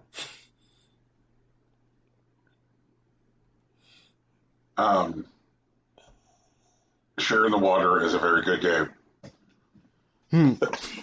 Sorry, I'm just looking. I'm just once again. I am looking at the size of our lists. Yeah, for sure. The next game I played was Buck Up and Drive. Well, not the next game, but the next game I'm going to talk about. Buck Up and Drive is a single developer project. It's provided on itch.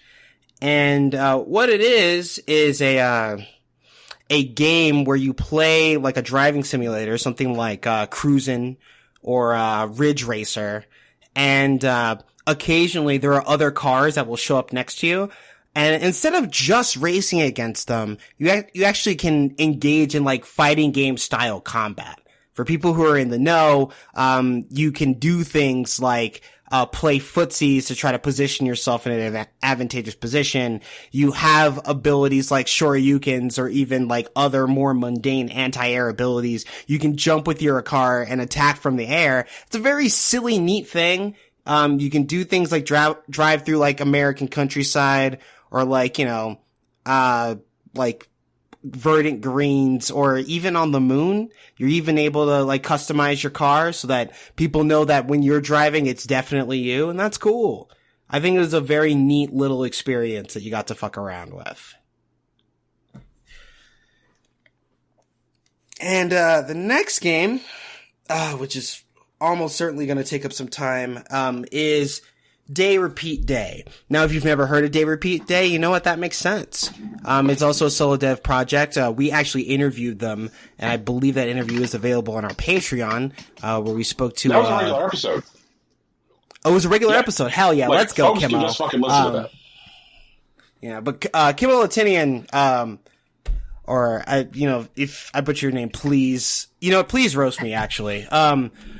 Put out Day Repeat Day, and they've been working on it for some time, and it is definitely an amalgamation of a couple of things. On its face, it looks like just another match 3 puzzling game, but it's also like intertwined with like this relationship management game where you are a new employee at a company called GOTY, and at first, your match 3 puzzling is basically an organization tool to like organize stock in warehouses, which is fruit. And over time, it becomes more and more apparent that GOTY may not be the best company, and they may have their hands in things that are a little bit more than dangerous. And as you progress, you find that, not only is your position in the company something that isn't benefiting the world, but also there is almost nothing that you can do about it. And the game decides to hit you with this like crushing existential dread of, how can I be a positive force in the world? How can I be a good thing in the lives of those that I care about? And it was a very transcendent experience that was carried almost exclusively by its writing and its subtle storytelling. I know Brian has a bigger speech than me than that, but Day Repeat Day is a game that you should not sleep on. It is accessible, it is poignant, and it is definitely something that you should play, honestly. Knowing that 112 copies of this sold on the first day, the first week on Steam, absolutely crushed me. This game is fucking incredible. Like, absolutely magnificent. Oh god, the amount of layers of execution on this game are mind-boggling. Pulling it back to its first layer, this is some of the best match 3 puzzling I've ever seen. Some of the levels, because you have the traditional total number of moves you're allowed in a level. So part of the structure is competing against yourself to make sure that you can figure out the solution of appropriate number of moves before the end. Are really well executed because they'll keep the blocks out that you need to touch out of direct contact space. So you're trying to figure out how to set off elaborate chains. That's great. There's the emotional storytelling that you're confronted with as a player, both can I be a positive force in the world, as well as all of the little nuanced storytelling about the people that enters the narrator's life, where you're just am I a good parent, or am I a good spouse, or do you even enter these relationships? And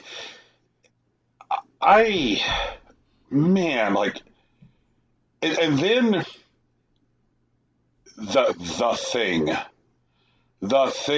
that this game does at its close, because there are a wide variety of ways that Day Repeat Day can end for the player, but there is an ending that happens if you hang in the longest, and that just flatly knocked me on my ass, and it's that ending has a lot to say about things the way that people interact with systems of control and games. Oh man, it's really interesting how spoiler friendly you're being right now, Brian. Yeah. Also, I don't think I interacted with that game the same way you guys did. That's fair. Tell me about that, Teeks. I didn't think the match 3 puzzling was particularly challenging. I don't think so either, actually. I rocked through all of those levels easily with several turns left. I didn't think the choices were particularly hard story-wise. I didn't do anything that I thought was weird, and then the game kind of ended. I understand what you mean about the ending being ooh, it's a big thing, but at the same time I felt nothing about that ending.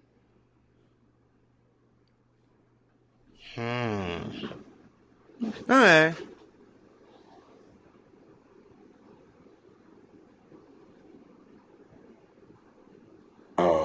Does that make sense? I do understand what you're saying. It was a fine game. But it just didn't tickle any particular fancy. Yeah, I get that. It didn't make me think about anything. But I mean, that's just maybe more has to do with the way I interact with games than the way that Brian interacts with games. Mm-hmm. Because I never notice this kind of stuff in video games. Brian's always talking about nuance and stuff, and I'm I played a game. It was alright.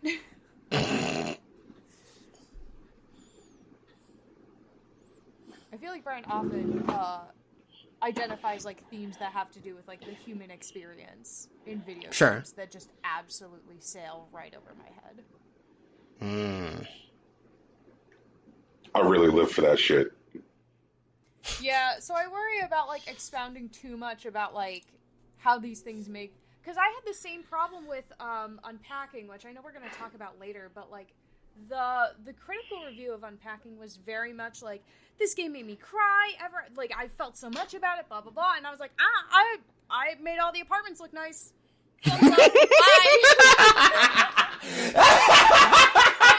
I was like, dang girl, you need more shelves, and like that was it.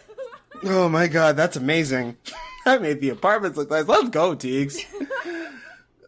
My biggest annoyance was like, there isn't enough room in this shelf for me to stack all of the video games in what I am presuming to be alphabetical order. Oh man, that's pretty great. I don't know. Okay, well, Tegan, I know you're gonna feel something about this one. I am prepared. I did it for this exact reason. A game that I played this year was called Shiny Nikki. It's a sequel to a game called Love Nikki that was also released on mobile. And I decided to be interested in it. I decided to investigate it because Tegan, despite being critically, I think critically is a good word here, excited for this game, she knew in her heart of hearts that she could not play it because it would lead her directly into financial ruin. Yeah. And so I said, man, I don't really spend money on games like this. Let me look at this shit. So Shiny Nikki, right, follows a character named Nikki who is the pink-haired heroine that will save the universe. But she has failed at some point in the future. I think they said something weirdly specific, like 586 years in the future. And she's been sent back in time to figure out what she did wrong and to not do that again and save the universe. She's trying to like end the fashion wars. In the first game, there's like a fashion war going on. Like, instead of regular wars, there's like 5 or 6 countries, and they all have their fashion styles. And only the person the 6 styles who is able to master all of the different fashion styles will be able to like end the fashion war. Okay, so she's the fashion avatar. She's okay. the fashion avatar, yeah. That's See- why you're see, able I to didn't- like collect clothes from every region and like combine them in unique ways for higher scores. So I didn't have that lore when I started the game, so that makes more sense. Yeah. So Nikki partners with I think the first element of fashion that you're able to collect is pretty. Yeah. And there are you basically go through these different worlds, meeting new designers, building friendships and relationships, and conducting fashion battles in order to like quell various calamities that are also happening. So like the world's gonna end in 586 years or whatever, but the first world that you're in, if I remember correctly, is actually enduring a zombie apocalypse. And then like the second one, there is a rogue designer. It's off after like the acting like fashion grandmaster of a country is fucking assassinated. Oh god. You started a zombie apocalypse. That's amazing. No, I didn't start the zombie apocalypse. The zombie apocalypse was there when I got there. You showed up and the zombie apocalypse was happening. That's wild. And like, there's a second one where like, there was one designer that was apparently bullied by everyone because she was ugly. She's not ugly. She's fine. She's so stupid. And apparently that designer's been haunting everyone ever since. And like, causing like random fires in this community. Also, there's like a third one. I can't remember what's going on in the third one. I just remember a lot of bullet trains. And there's like a guy that looks like Child from Genshin Impact. And that stage, like you get like an outfit that is like a Navy uniform that comes with a Glock.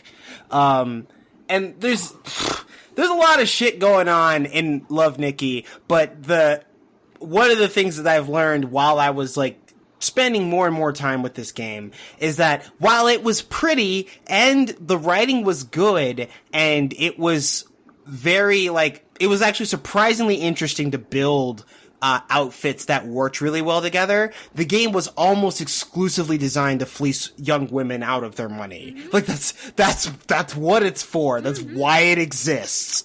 And that's fucking wild to me. I still play it, like, you know, sporadically, but it's definitely designed to like stymie progress and like pull you back so that you don't feel like you're doing anything, and the answer to all of those problems is to give them more money. $20. Just drop $20, and then in 2 weeks you'll drop $20 more. And then there's a special dress that comes out, so you know you need $40 for that one. You do need $40, and then they'll do the special yearly event. Did they do the yearly event? Have they done it yet? It should be soon. The Christmas event should be going on now, and then like in a week they'll do the yearly event where if you give them $100, you get like 10 outfits. I've seen that ad actually already. Yeah.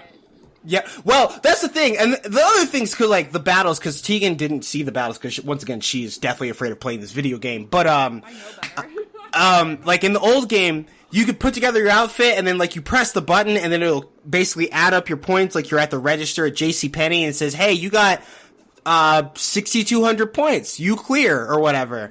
But now, in this game, you have like you have 3D models to begin with, first off. 3D models that move and shit in the outfits, and they pose or whatever, and a camera that moves around to highlight various parts of the outfit, and you have like, essentially action commands to cash in bonus points in addition to like the raw value of the outfit. And it's designed to look, you know, like super cute and like mobile and like connected, and like those are all how all of your battles play out. And like so you also have to like plan a good outfit, but you also have to perform by like doing these like action commands. And it's a whole shit, and it's cool. Like, it actually would be really fucking cool if they took out all the like pay to progress bullshit in the game. But you know, I don't know what a reasonable price for this game would be. Like, if I paid for, like, if I were buying Shiny Nikki with absolutely zero microtransactions, would it be reasonable to pay $60 for it on mobile? I'm not sure. But that may be the closest thing to justice that we might get. So who knows? Here's the thing, too. Like, they did, and they probably will do, like, special collaborations. Like, I know I told you, while you were streaming on Tuesday or on Wednesday, that I found a Tumblr that just posts what the outfit releases are, and they did a Hello Kitty collab, they did a Scenario collab, they did a Disney collab, they did 2 Disney collabs, one for Frozen and one for just regular Disney princesses, and they've done several like Hatsune Miku collabs. Of course they did, yeah. Like, and I was looking at like, I was like scrolling down to see like, okay, where's the stuff that I actually remember? And I played that game for like 3 years, like solidly 3 years. And I went back and did the math, and I know, like, I was like, oh yeah, I spent like close to $1,200 on that game. I spent more than that. 3 years. I spent too much money on that game. No. I can't play that game. I understand I can't play that game. So like the important thing here, I think the thing that I want to highlight is that, like, if anyone decides to make a Shining Nikki style game, like a spiritual successor to Shining Nikki without the vengeance for young women's wallets that this game clearly has, you could still stand to make a lot of money. Maybe less than Shining Nikki, and certainly not all of the money. But, I mean, you could at least fund a couple kids' trips to college off of it. That's all I'm saying. Easily. I mean, you're not gonna make Genshin money. Yeah. But, like, that's okay. Yeah, no one needs Genshin money, actually. I need Genshin money. Oh my god. Brian, what else have you... Oh, you know what? Actually, Tegan, talk to us. Huh? Have you, is there anything that you played this year that you resonated with? No. Come on, Tegan. Like, I know you... zero games that I was like, I feel exceptionally, like, a profound connection to this game. Okay. Like, meh. They were games. Meh. And I think that's why, like, I did a Twitter thread, a short Twitter thread yesterday about how, like, I think the way that I fundamentally interact with video games has changed. Okay. And and because of that, I'm not resonating with them in the same way that I have in the past. And I'm not sure if that was just, like, a this year thing, or if it's, like, going to be an ongoing thing. But, like, I spent most of my year, honestly, like, from June-ish onward, like, working on tabletop role-playing game plot stuff, and I just didn't play video games, except for streaming, essentially. And, like, a little bit of Animal Crossing and the Spiritfarer DLC when that came out. Okay. Like, I just straight up dropped gaming as a hobby. Which is interesting. And, like, I said in the thread, I think it's because the stories that I was telling myself while designing these TTRPG plots were more interesting than the stories that were available to me in video games. Okay. And that sounds weird. Like, it feels weird. It sounds weird. Most of the games I played this year, I played all the games that are on my list, I played last year also. Every single fucking one of them. Right. Like, I didn't play anything new that I was like, you know what, actually, this has profoundly shaped me as a person, and, like, I definitely have, like, lots of things to say about this game. No. I play games. They were fine. I watched Alex play games. They were also fine. He's finishing, I think he's gonna finish Sekiro today. He jumped back into that one. Played Bloodborne, played, Returnal. That was, Deathloop was fine, I guess. Like, I literally don't have anything to say about any of the games that I played that's, like, really... This made me feel special. This made me feel a sense of accomplishment. Like, they were video games and they allowed me to pass the time, and that feels weird. I don't know. I guess it's different. It's definitely different. Like, it's 100% different, and I don't know how I feel about it. The first game I played at the beginning of the year that I wanted to talk about was A Link to the Past. Okay. It's a good game. Still a good game. I don't know. I just replayed it. It was fine. You know, it didn't stir up any, like, particular nostalgia or anything. Like, it was good. It was good to revisit, I guess. Okay. The mechanics have aged fine. Like, it didn't feel like I was being cheated. It felt shallow, but, like, games back then were shallow because they couldn't be super dialogue heavy necessarily, you know? That is the nature of the Super Nintendo world. There's not a ton of dialogue there, and they used to have the books that kind of fleshed out the world for you. Somewhat. And then the next game I played that, like, was good was Skyward Sword, which is still also a re-release, but it's the first time I've replayed it in 13 years. Okay. Like, that one was good. Zelda's nice. I like her. I forgot that this was the first Zelda that I really liked. Like, Skyward Sword Zelda is absolutely the blueprint for Breath of the Wild Zelda. Yeah, that makes sense. Like, and they do a great job, and she's beautiful, and I love her, and she's very fun. And that dynamic of, like, childhood friend is not the experience of future Links, you know, and Zelda's. Like, that's not their relationship at all, so that was very, like, refreshing to have again. And, like, the story is good. The button, like, being able to use the button controls for 90% of the game and only use the motion controls when I wanted them was definitely, like, a quality of life improvement that I feel like was necessary. Okay. Yeah. It was good. What about the tie-ins to, like, Breath of the Wild, or I guess, like, whatever the subtitled, non-named Breath of the Wild sequel looks like? I mean, they're definitely, they're there. They're definitely there, and I'm going through it, like, while I'm going on my Breath of the Wild play through. When I see them, I'm like, hey, look, this thing. This is important. This is from Skyloft. This is from Skyward Sword. This is from this part of the woods, and, like, that's why these maps line up very well, and, like, that kind of thing. But it's not... I don't think I'm going to have anything super interesting to say about it until we see more about Breath of the Wild 2. You know, which I don't think we're gonna. I am not anticipating we're gonna see a ton this year. I know that there's like a rumor that we're gonna get some information during the Game Awards, which maybe not. May or may not happen. Yeah, may or may not happen. I would like it to happen just because since Breath of the Wild is listed as one of the most anticipated games of next year, like that's the one category it's up for. I think it would be appropriate to do like.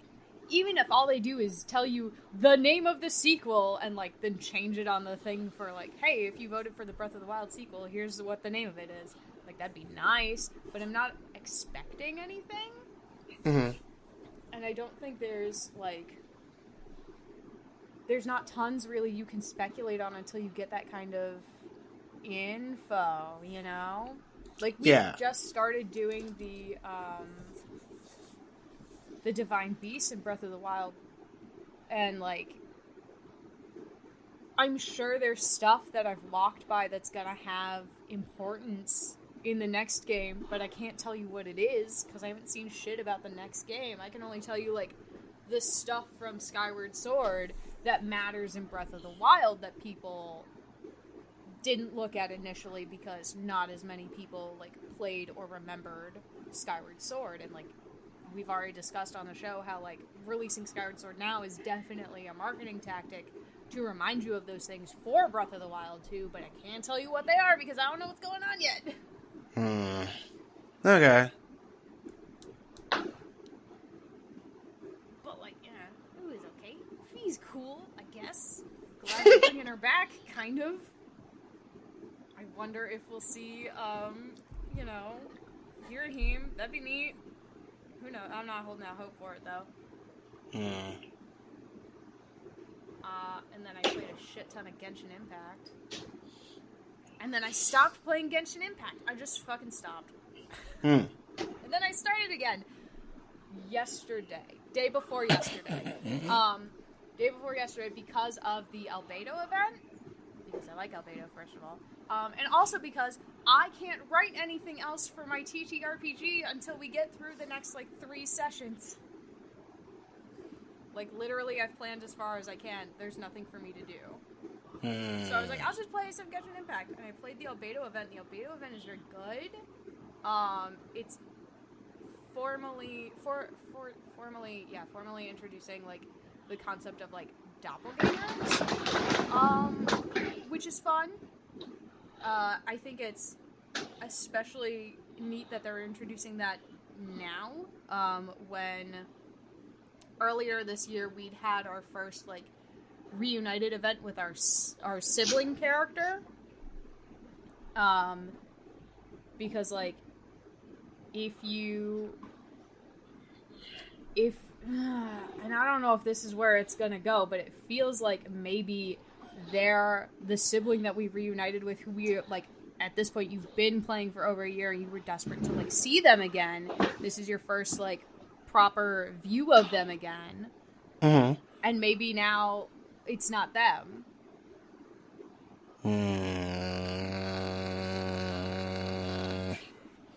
I'm not sure how I feel about that, but okay, right? Go on. So what they did with this event is, like, Albedo himself is, they reveal officially, spoiler alert, not spoiler alert, I don't care, they reveal officially that Albedo is a homunculus.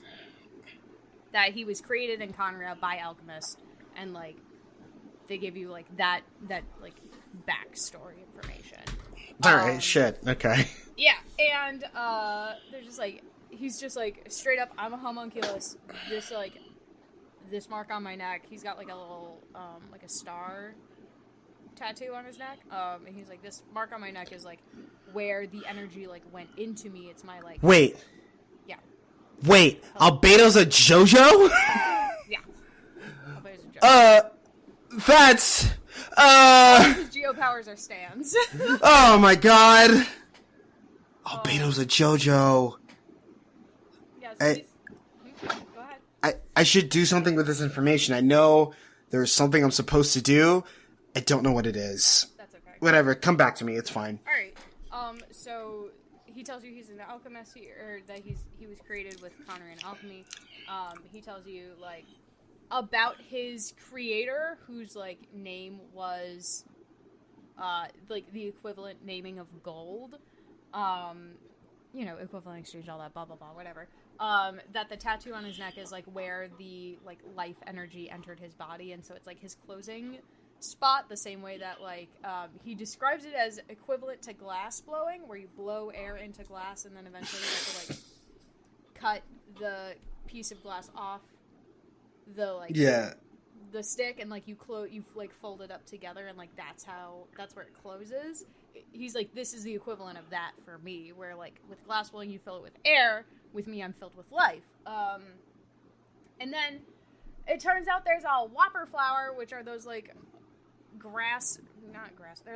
they're mimicry flowers, essentially. And they're all over, like, the world generally.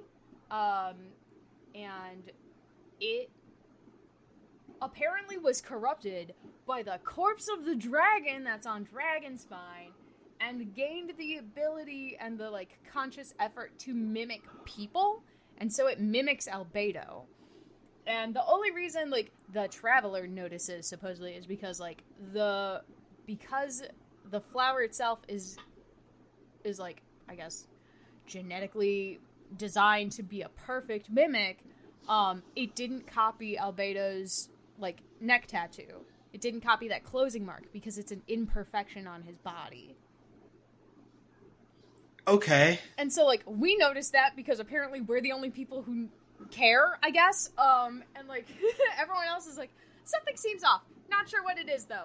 And then later, the flower, the fake albedo, tries to, like, infiltrate your party and, like, hang out with people, and you notice immediately, and one of the other, like, Knights of Favonius notices, but can't quite say what's wrong. And then it fucking attacks you. And then it's very good because albedo stabs it in the back. Proper albedo. And that's the screenshot that I sent you where I was like, me telling me your mic is muted. Why is my mic always muted? God damn it. Always muted. It's so funny. But yeah, so, like, that, it's a good, goofy plot. There's definitely a lot of things that they're trying to do with it. I don't know how... The story is wild. The story continues to be wild. Does it make me, like, emote in, like, a, like, wow, this game is so profound, blah, blah, blah way? No, absolutely not. I'm here for a good time, and it's taking me on a fucking ride, that's for sure. Would I recommend it? Yes. Here's the problem with Genshin Impact, though. All of these special event quests, they are not accessible after the event is over. So if you jump it, like, I missed the first event where, like, Scaramouche was introduced, because it was the, like, Falling Stars event with Mona and Fischl. And that event is not, like, they're not rerunning that event. That story isn't accessible. The only way to see it is if you know what the story name is called and you look up someone who's recorded it and posted it on YouTube. That's the only way you can see that story. So a lot of these, like, bits are just going to be completely inaccessible to new players as they come. You know, all of the main story beats are going to be there because the main story never goes away, the main plot. But all these little, like, subplot things that they're putting in that, like, flesh out the characters in the world around you just vanish. Which is weird. That's a weird choice, right? Yeah.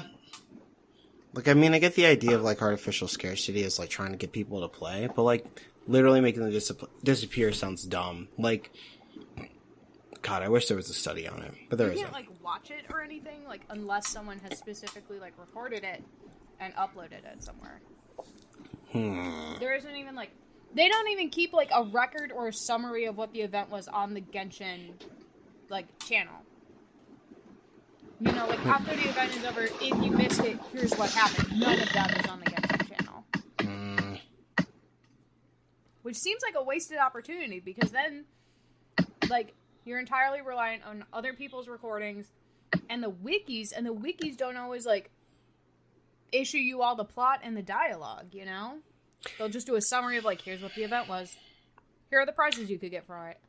I'd like to see someone do, like, or at least have, like a catch-up system built into, like, how the game works in terms of these, like, live service games. Like, if someone starts Fortnite tomorrow, like, they're not going to know anything about the cube or, like, how this one island got blown up. And I guess it doesn't mean too much in, like, the information of, like, why we're shooting each other or whatever. But, like, I think that would be a good thing for, like, people who are just like, hey, why is this fucking island like this? Also, there's going to be a new island. There's a new map. They're just starting... They're doing a new chapter. And, like, those old maps are going to be inaccessible, you know? Wait.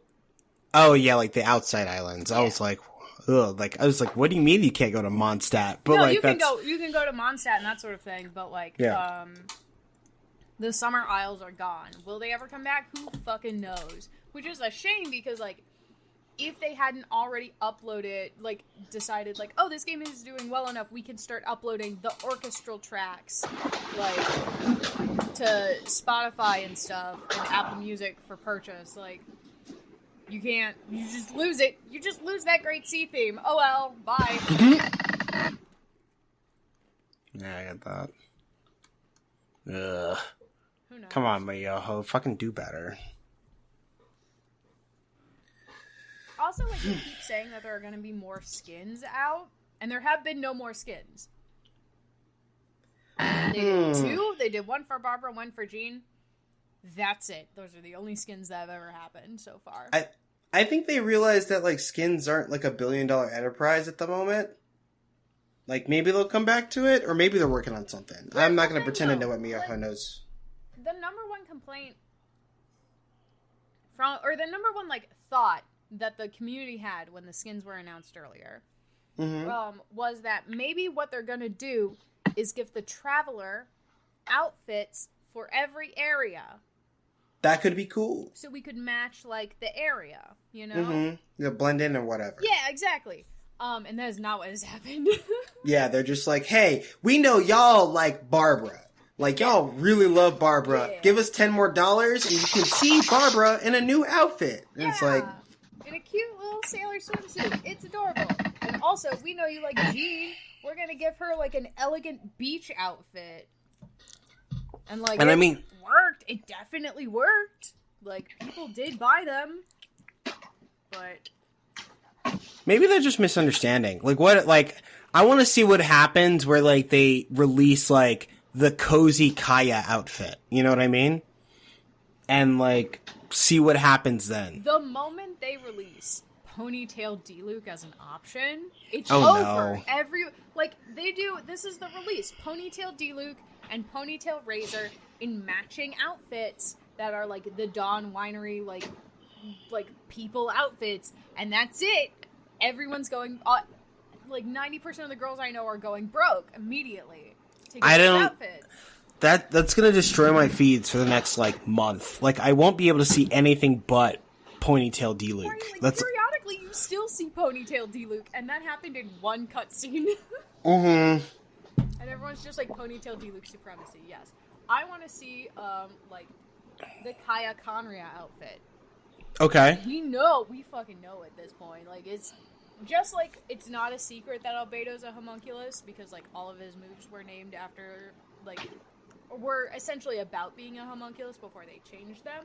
Like, we know Kaya's from Conrad. We know, like, just give us the outfit. It's not hard. Why can't we have that outfit?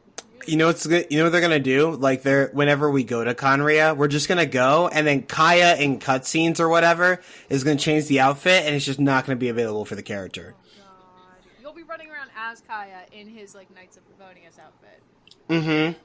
And you'll encounter Kaya in his Prince of Conria outfit, and, like, you'll just never get it. They're gonna poof you back into Traveler and pretend it never happened. Absolutely, 100%.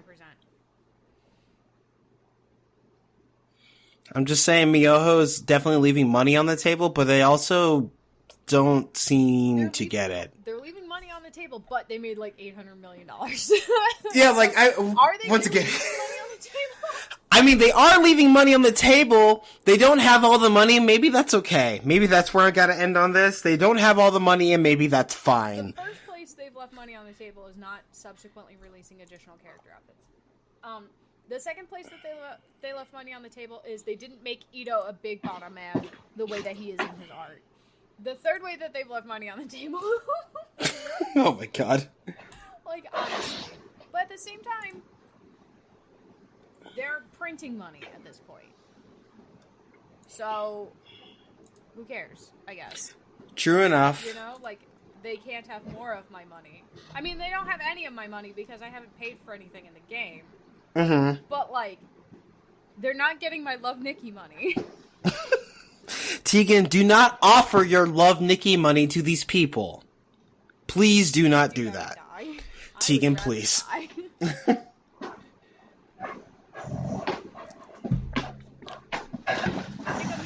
only one playing Genshin Impact in this group, anyway.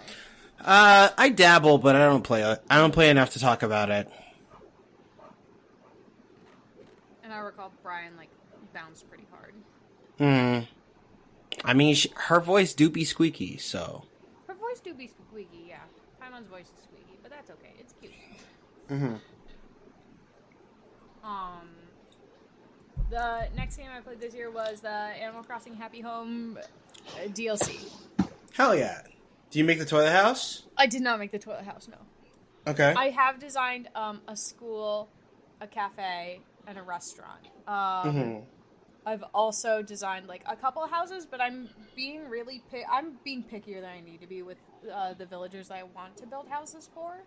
Been there. So like I know I have to like keep building houses so that I can like progress. Like, yeah, unlock more stuff. Like I can do the accent walls now. I've got ceiling lighting. What was that you said, Tegan? I have to keep doing a thing to do another thing?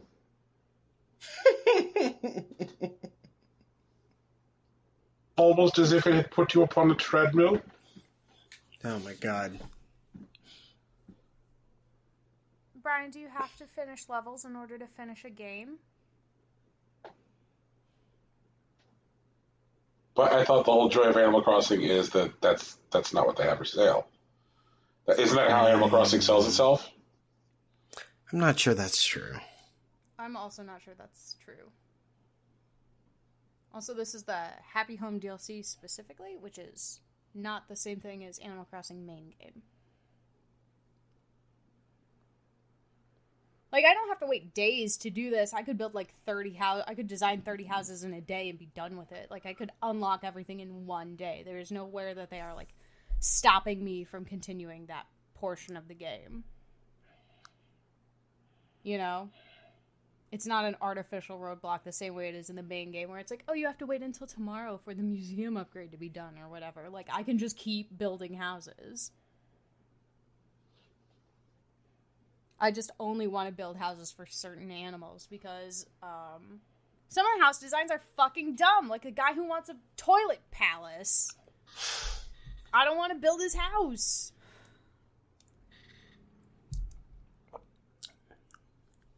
Sometimes you just gotta go. I'm not building a house where we can all shit together, Brian. Like...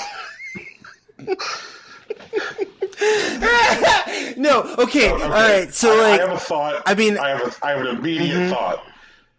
Sure. Every house is a house where you shit together if you just believe. Bullshit! No, I refuse. Brian, there are houses where you shit, and you do so in private, with closed doors, and you don't, like, sometimes you'll ask for permission in a new environment, but otherwise, people don't know when you're shitting. Like, you could just be sitting on the can, dabbling with your phone or whatever, responding to text messages, checking out what's going on Twitter, and no one will ever know. They'll just assume that you're shitting and they'll move on with their lives. This isn't a group project where we're just like sitting in a room making eye contact shitting together. That's fucking insane, Brian! Are you kidding me? It sounds to me like you've committed to a lifestyle choice and a position on this discussion. Wow. Brian, if you want to hang out in what is is essentially a public restroom with no fucking walls in between you, and you can just see every single person sitting on all of the toilets all the time, and you can watch all the guys at the urinals the entire time because there is no privacy in this bathroom,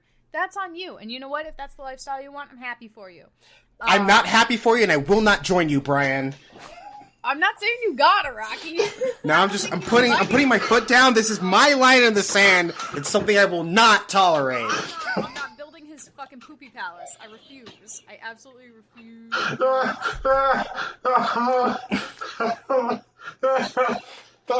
Oh, God. You alright, Brian? Oh. No, we've murdered him. Oh, gosh. The shit house. I'm not building the shit house. I don't care how many times he comes to my island, I'm not doing it. I would like to build a house for Francine, and I would like to make her and Chrissy roommates, but Francine won't show up. That's my problem right now. I just want my bunny pop stars to be roommates so I can put a little dance studio in between their little rooms and they can have practice sessions together. I'm not demanding the world. I just want Chrissy to show, or Francine to show up. Because I have Chrissy on my island so then I can just invite her over and be like, roommates!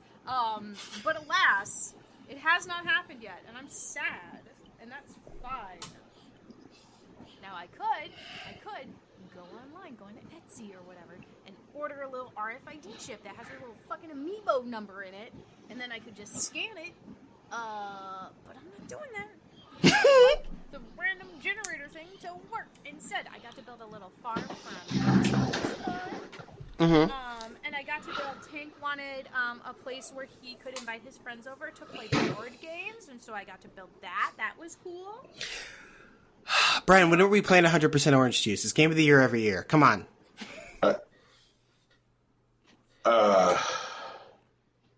Whatever. Continue. Brian's gonna... I'm sorry, I'm fast enough, Rocky. No, it's cool. My gloves are off. It's different. It's fine. Eat something, man. Later. All right. Anywhoosies, so Animal Crossing Happy Home DLC is fun. It's all the joys of Love Nikki, but without being Love Nikki. Alright, for sure. And the last game on my list is the Spiritfarer DLC. There were 2 new ghosts so far, 2 new spirits. The first one is Stella's sister. Mm-hmm. And the other one was a lady who just straight up got old. Like, she didn't have any terminal, like, illness or anything. She just got old, you know? Honestly, the dream. No, not the dream! Not the dream, actually. You know what? Fucking take me younger. Oh my I God. don't want to live till 95 anymore. I'd like to check out around, like, 86. That'd be good. Then there's still people around to fucking come to your goddamn funeral. Like, fuck's sake. She just, like, she starts telling, like, the same stories all the time. And then she realizes, like, oh, I've told you this one already. My bad. Like, and she just, like, eventually gets sad and then goes, like, yeah, okay, I'm ready to die now. That's it. And, like, honestly, fair, valid. But, like, her story, compared to the other ones, is so average that it's almost, like, unimpactful. It's just, like, a regular death. Jesus fucking Christ! She doesn't have any, like, okay, so, like, the other lives, though, right, are all people with terminal illnesses who have complex stories that relate to, like, they're coping with their own mortality, and she's just like, yep, you know what, actually, I'm ready to go. Bye. And that's it. You know? Like, compared to the other stories, I felt nothing when she died. I was like, I took her to the spirit door, and I was like, I'm glad you feel like this is your time, and that was it.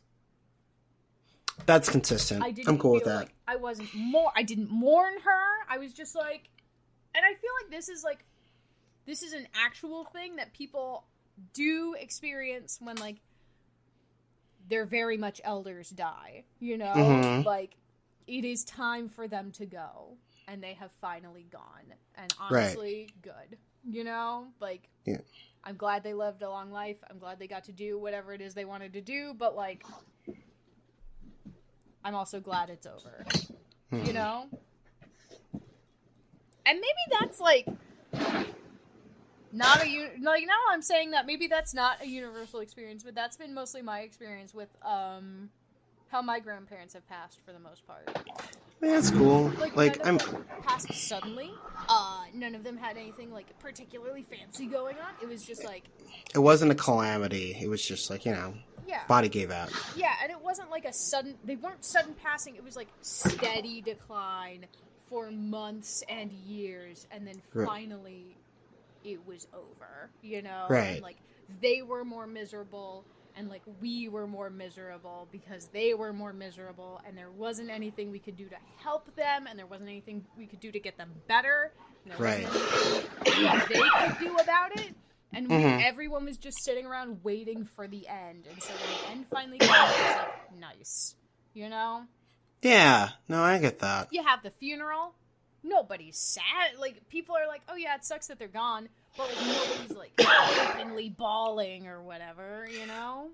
Honestly, no, like, I mean, I didn't know my grandparents that well, but there's also, like, a couple of, like, family members in my life that definitely pass under those kinds of circumstances, like degenerative, like, disease, or, like, you know, like, their bodies are just not keeping up because they're not designed to survive that long. Mm-hmm.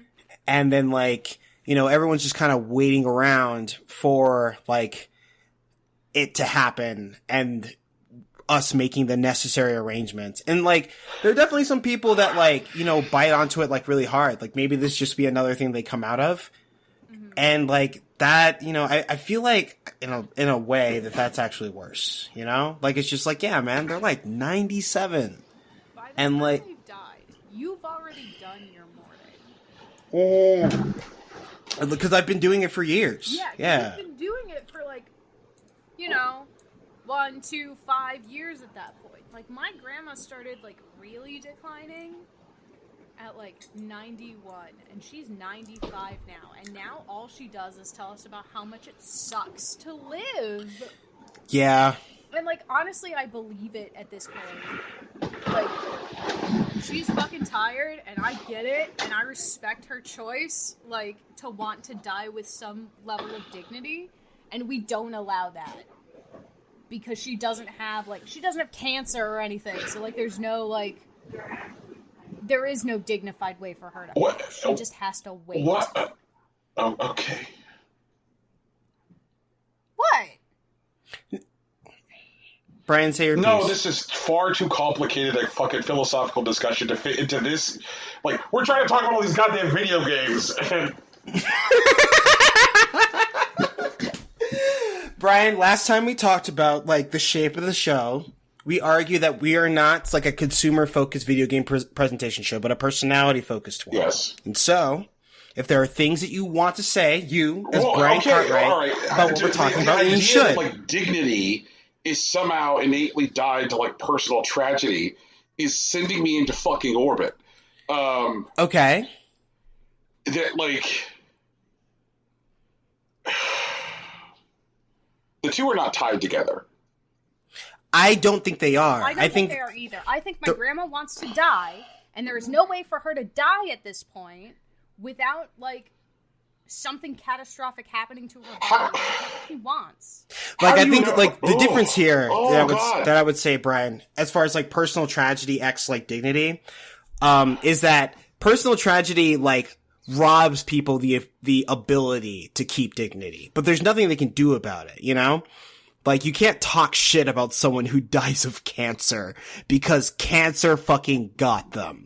But, like, if they're just dying because their organs are giving out, not because of, like, something attacking them, but because they are simply failing, there's not a lot you can do about it. They were here until everything about their body broke. Like, fuck. I mean, like, as, like, you just casual man of the street, like, what can you do for the person who's dying of cancer? Like, your ability... That's the point, your ability to, like, materially impact either doesn't exist. Like, sure. So, like, I guess what I'm trying to, like...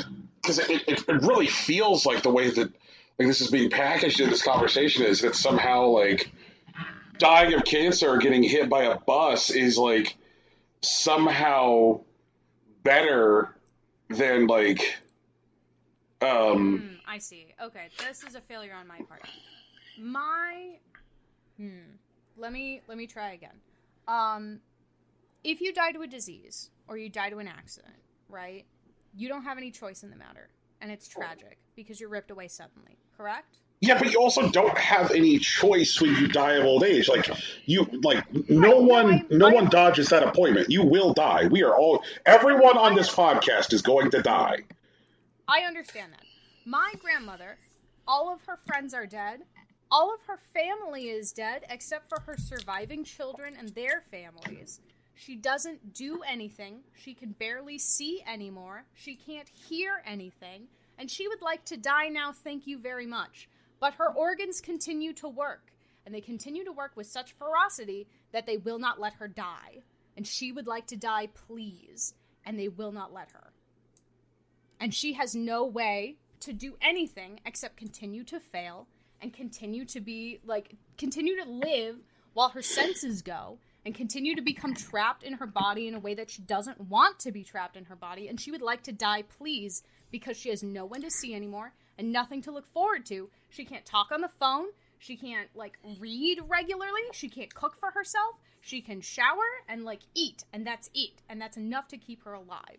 And, like, she's not happy with that existence.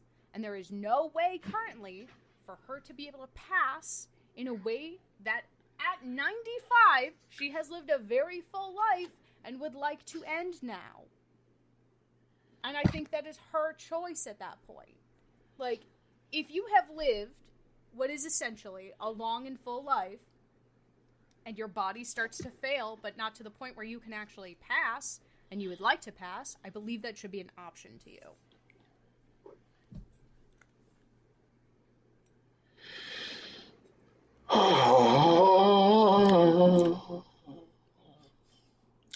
Brian vehemently disagrees with me on this. No, I think that was an appraisal. Tegan, it's not that. It's just like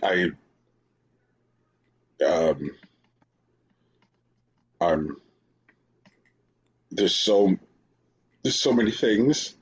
There's so very, very many things on this document. We're not finishing to this day. Did you think that was going to happen? I don't think that was an option that was available. Yeah, I don't think that was an option as soon as you guys got past fucking 26 games individually. Like, I did my work. I got 5 games that I had things to say about. I said those things about those games. Brian, would you like to continue talking to us about Hitchhiker?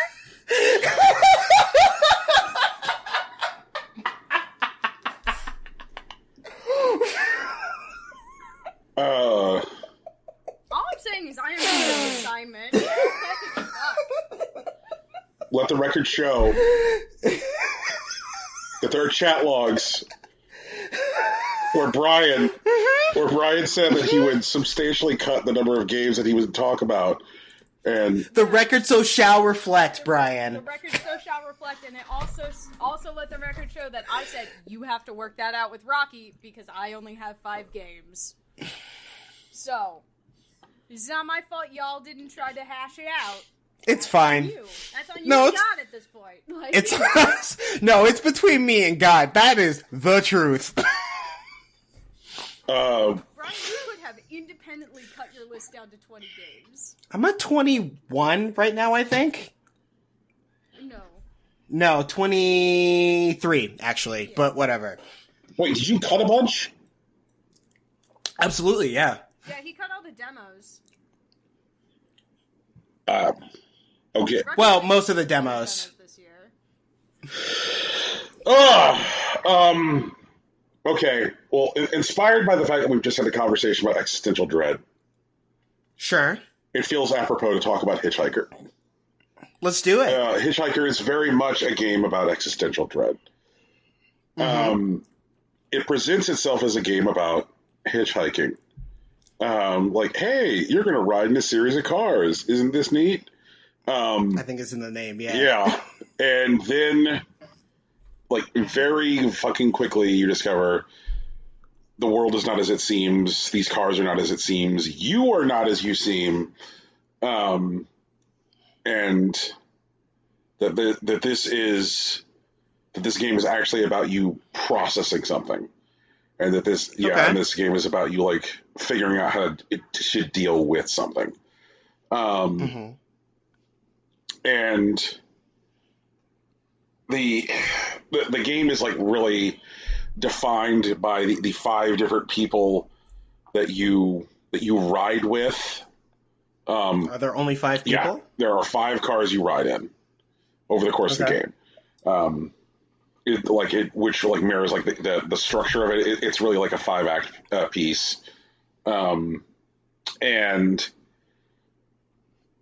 there are like it starts like screwing with like the way you like perceive the world is like as early as like the first car.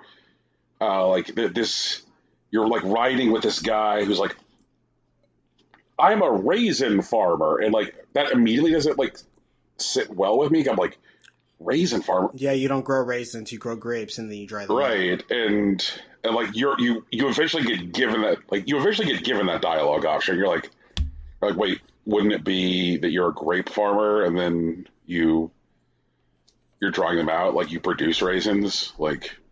And he's like, nah, I'm a raisin farmer, and like.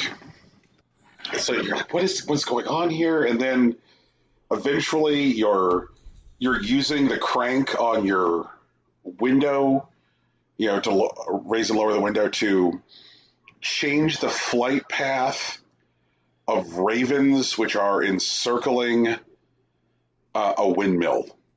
And like that is like the moment where the game really just lets you know, like, this is like a surrealist expression of this guy's like internal journey, and like it does so with like excellent dialogue and like beautiful art and 5 really well drawn characters that you like ride along with. The second guy that you ride along with like has this like elaborate story he tells you about like what happens to people if they get sucked under the bottom of an escalator, and like it absolutely like stuck with me and made me feel weird for like weeks afterwards. That makes sense. Yeah, like it's a very, very strange video game, and also like an excellent way to like spend about 6 hours. And also has some like this game has a lot of talk about like the fundamental nature of death. So here you go. Feels apropos. Hitchhiker. Doubt your insides.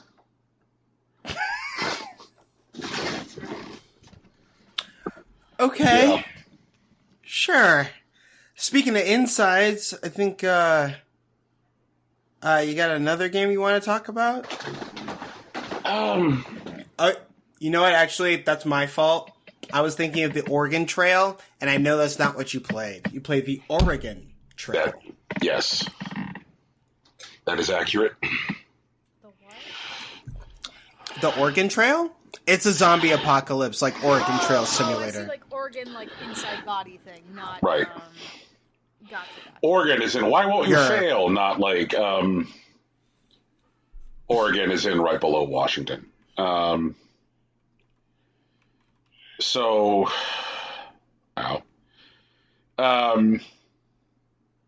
This was like a from the ground up remake of the classic edutainment title, The Oregon Trail, that a lot of people my age have very fond memories of.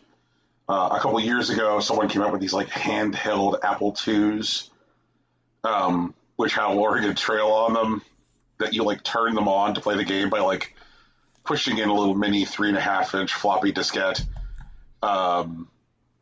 And I think there was even some talking on the show about like the handheld Oregon Trail devices and how I like I was able to get both Rocky and Tegan across the country safely when I played Oregon Trail on my handheld. Well, this new Oregon Trail has like significantly richer systems and like does not shy away from the actual social complexities of America's westward expansion. Like it chooses to interrogate the fact that like as Americans were moving west, that meant destroying the land of indigenous people, and that America's westward expansion included like the propagation of slavery. Like it is a game that's like, okay, like this it is not a little game about just shooting a buffalo every 5 minutes. And when it comes to doing stuff like shooting buffaloes, is a game which is also like, all right, there was significant environmental impact caused by America's westward expansion on wildlife. So to like deal with all of that stuff in something which is like still like both like very mechanically and narratively satisfying was like a very, very pleasant surprise. The way that like playthroughs of Oregon Trail works is it seeds a story based on like the way you design your initial settler. And the game also allows you to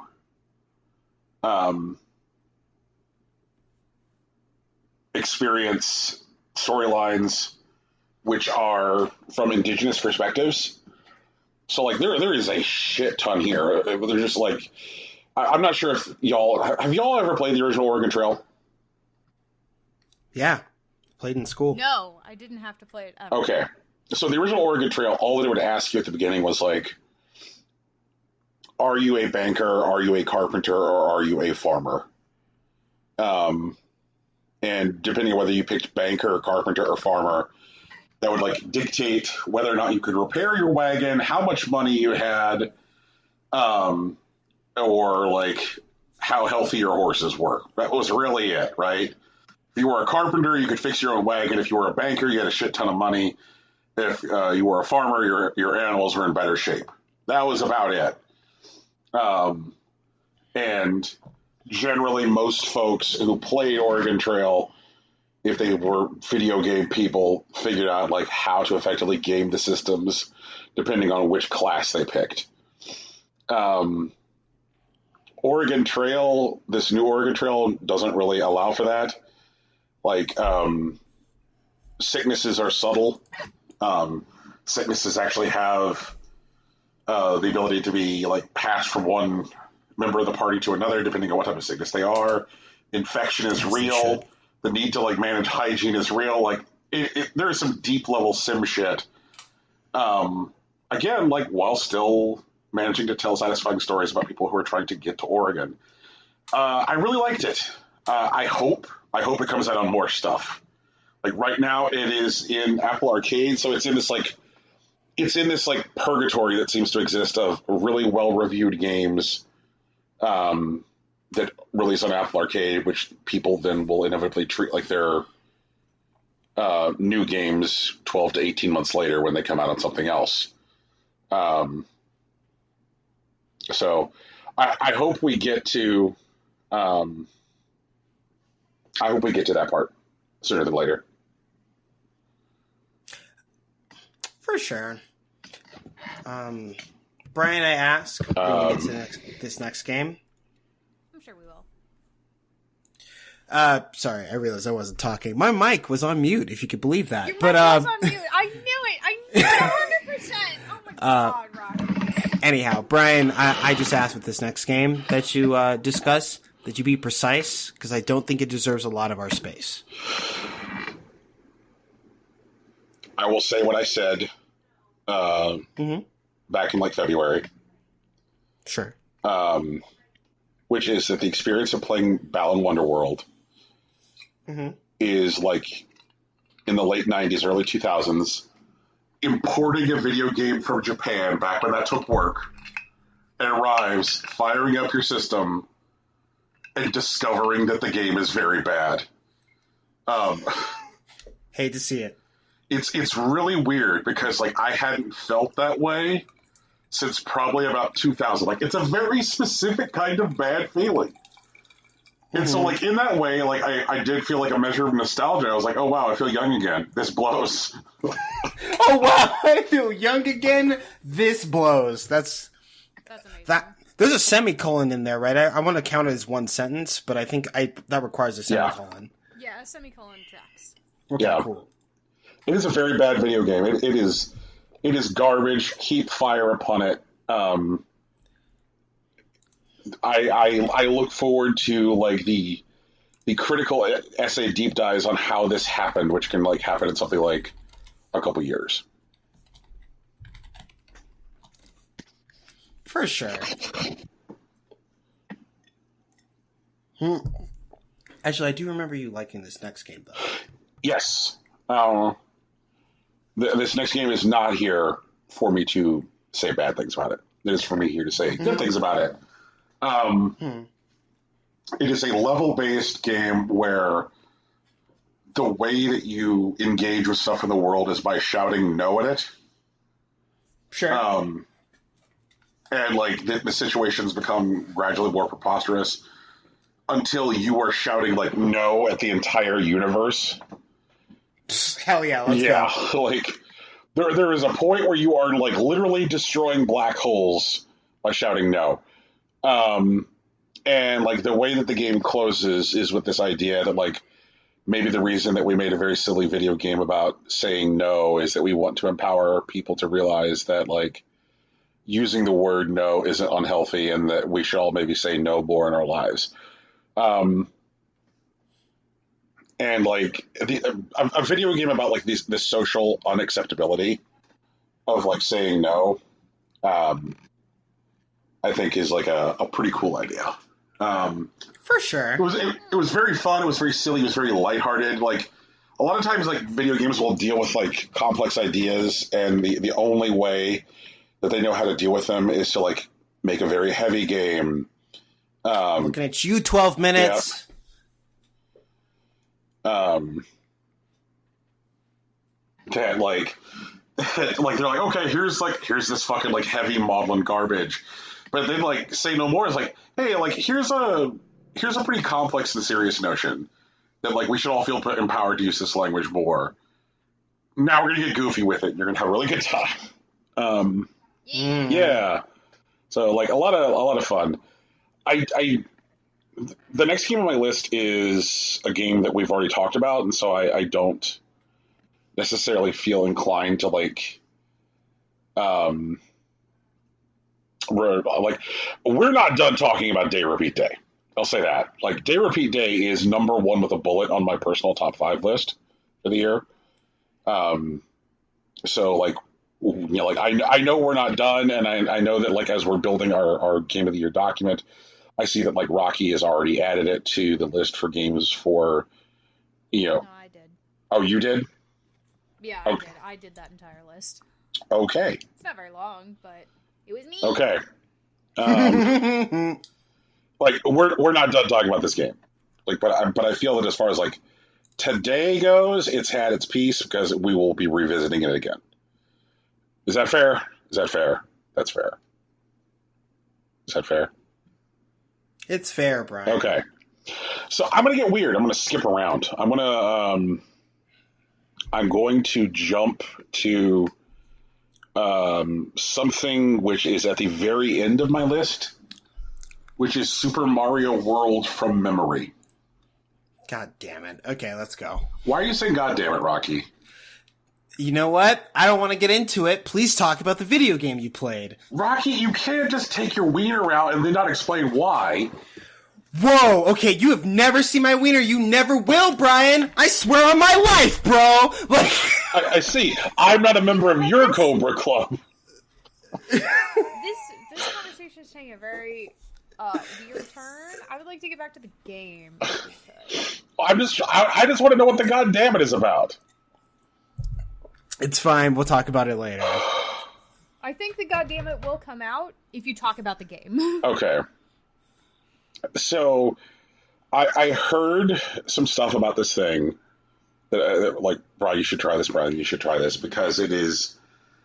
I heard it was weird and unsettling. A ROM hack for Super Mario World came out this year,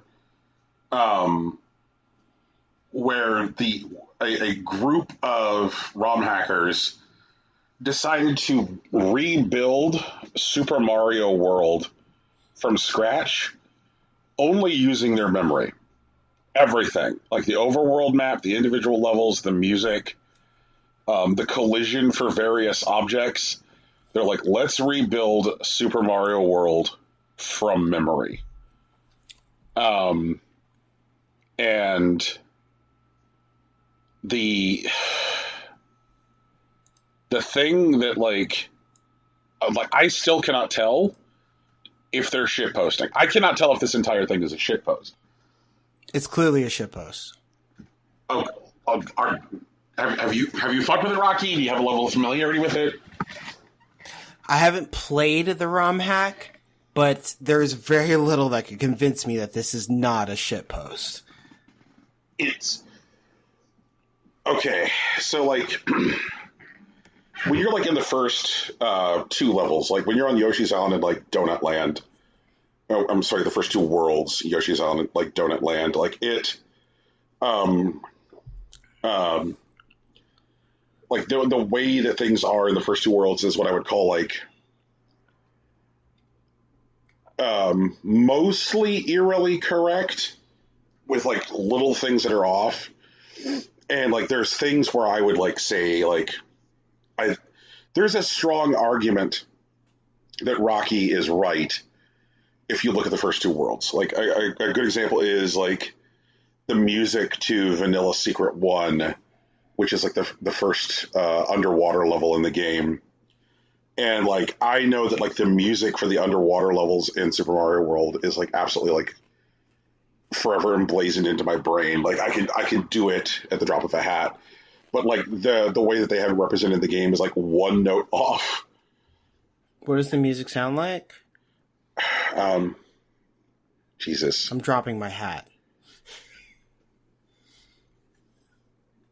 Damn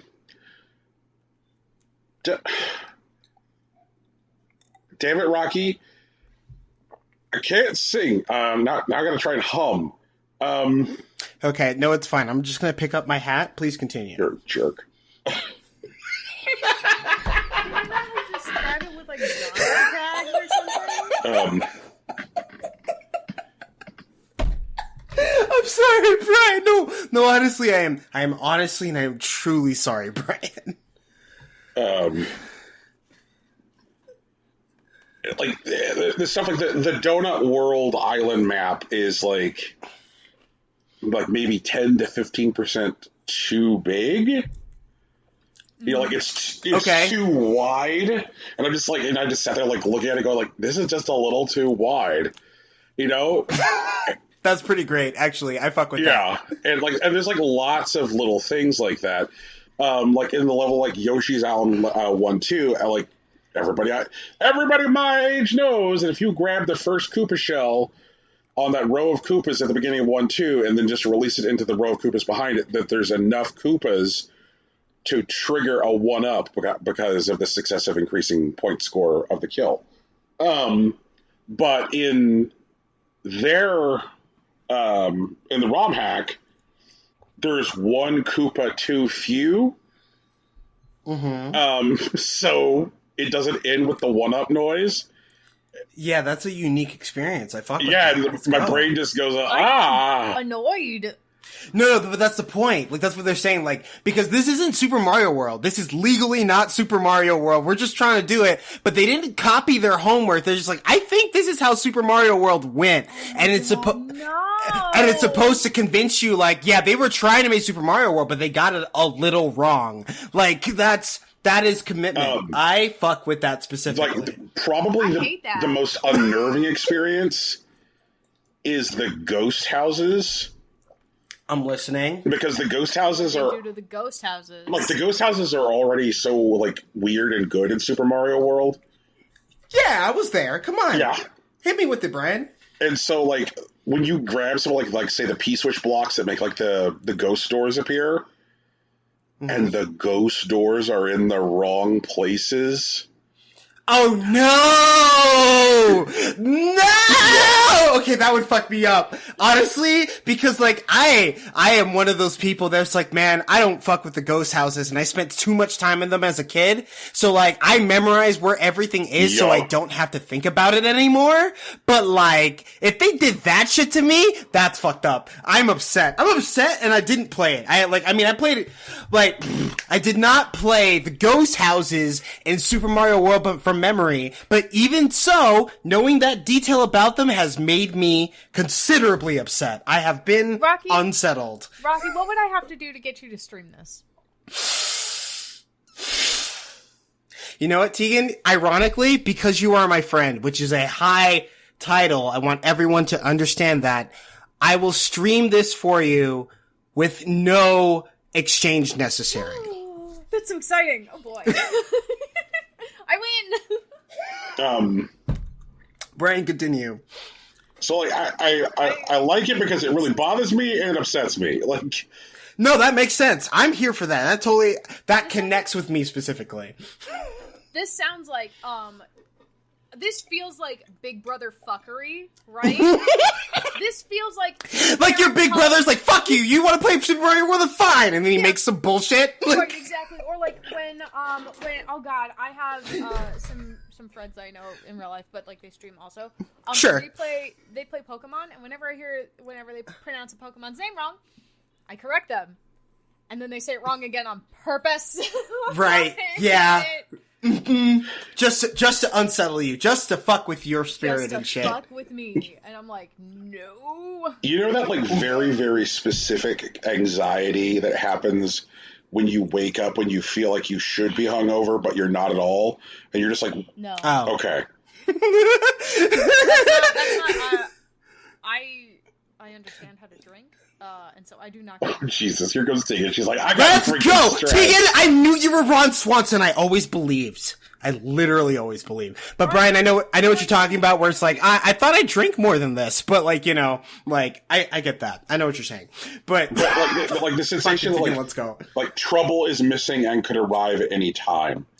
Oh yeah. Mm-hmm. Right. Mm-hmm. And like, I am aware of that sensation. Yeah. Intimately. Yeah, and it's just like, It's the sound of, I haven't heard a cat in a while. Yeah. And so, like, it feels so fucking weird because, like hitboxes are slightly different sizes on some of the enemies. No. Oh no! Like just to create that sensation, I know that should have hit. Like that, yeah. No, yeah, yeah, no, yeah.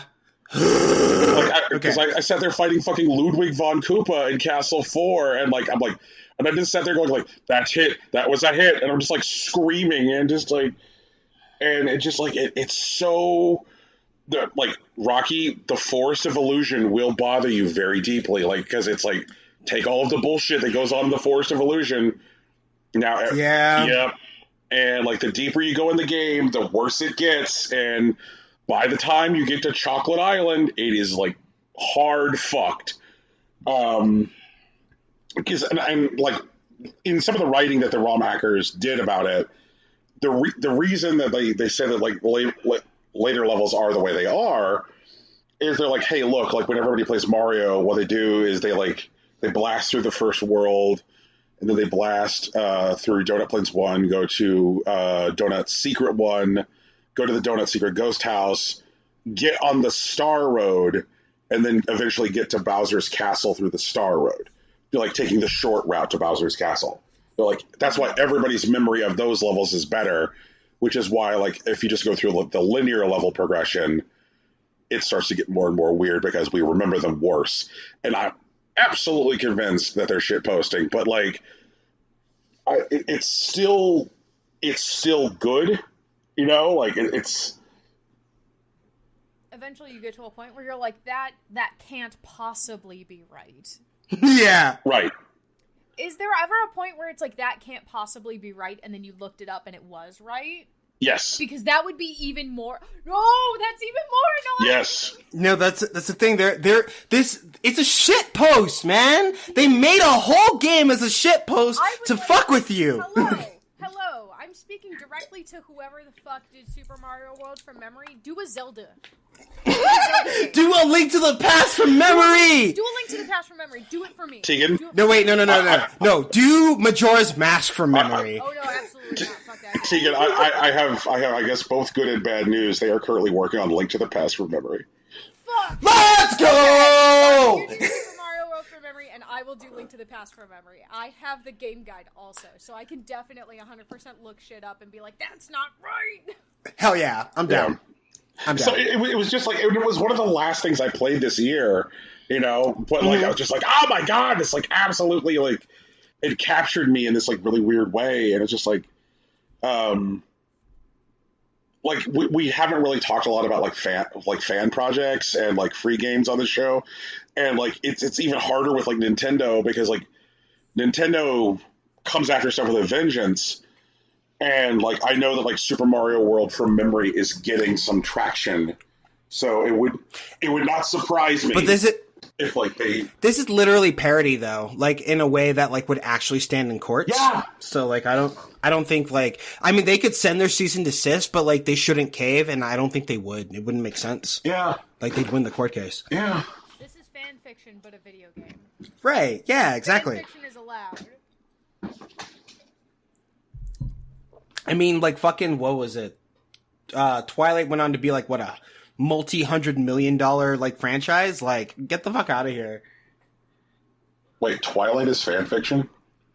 Yeah, like, the original, like, story was actually based off fan fiction from 50 Shades of Grey. No, it's the other way around. Like, No, other way.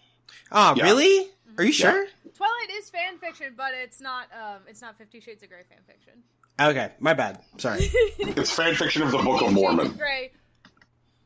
Oh, dead ass? Let's go. 50 Shades of Grey is Twilight fan fiction that they then changed the names and made it legally distinct. And So what's Twilight a fan fiction of?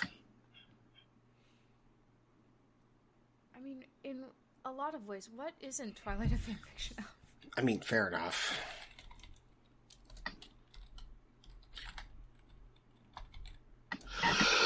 Oh, Anyway. Lord. Anyway. Oh my god. Amazing. Oh wait, I was gonna interrupt you at this point. Okay, do it. But my next thing was Tender Creature Comforts, so I'm gonna save that for later because Brian wants to skip around. I played Shin Megami Tensei 5, and I've been waiting for this game for a long time. More so than it was about. Yeah, you will. So, Shin Megami Tensei 5 is a game that was announced in 2017 that came out this year, which is fine. Like, I mean, it's a little long for an announcement to release. Like, that's a little upsetting. But, like, this is actually the first, like, major console Shin Megami Tensei 5 in, like, close to, like, a decade. But ignoring that specifically, Shin Megami Tensei 5, is a game that tells a story of a world that is still represents a struggle between God and Lucifer, a world where demons fight against angels, which are also probably demons, and humans who are trying to survive in the middle. Like, if all the things that people believe about Revelation were real and we had to live in it. That's what fucking Shin Megami Tensei is about. In fact, I think every pastor, before they get it ordained, should have to play at least one of the Shin Megami Tensei games and write a thesis about it. Like, I'm not crossing the line on that one. But, fucking Shin Megami Tensei 5, is a turn-based RPG that uses probably one of my favorite turn-based RPG mechanics I've ever seen in my life, which is a turn-based battle system, where if you know what makes an opponent vulnerable, instead of just being rewarded with extra damage, you get rewarded with more initiative. Every time you hit a weakness on an opponent, you get an extra turn. And every time you hit something that straight up doesn't affect an opponent, you lose that initiative. You lose 2 turns for it. And you can travel the world and talk to enemies, and some characters have very heartfelt backstories, like they're just trying to protect a bunch of humans that they happened upon, or we're trying to hold the demons back after God disappeared or whatever. But there are some characters who are just like, hey, I would like a fish. I haven't had a fish in a long time. Can you go find one for me? And then you go find the guy who's living in the fish freezer, and he says, what? A fish? I'll fucking kill you. And you just gotta deal with that. And like, that just feels like what it's like to be in the world. You know what I mean? Like, there are people who care about shit, and there are people who don't care about anything and are willing to kill you because you're standing in front of them. And honestly, I can relate. That makes sense to me, and that's why I deeply fuck with Shin Megami Tensei 5. If that's not your deal, it's not what you like. I think it is also a very interesting commentary on, like, Judeo-Christian religion and how it interacts with the world at large. I really like how Tokyo is like a backdrop for it, because I feel like that's a weird, like, overlap. Like, I mean, I know, like, for example, like, The Legend of Zelda is, like, a Japanese take on, like, medieval fantasy, but, like, the idea that, like, Shin Megami Tensei 5 is its own, like, take on, like, Christian fantasy, but within the realms of Japan, like, is just a really cool idea.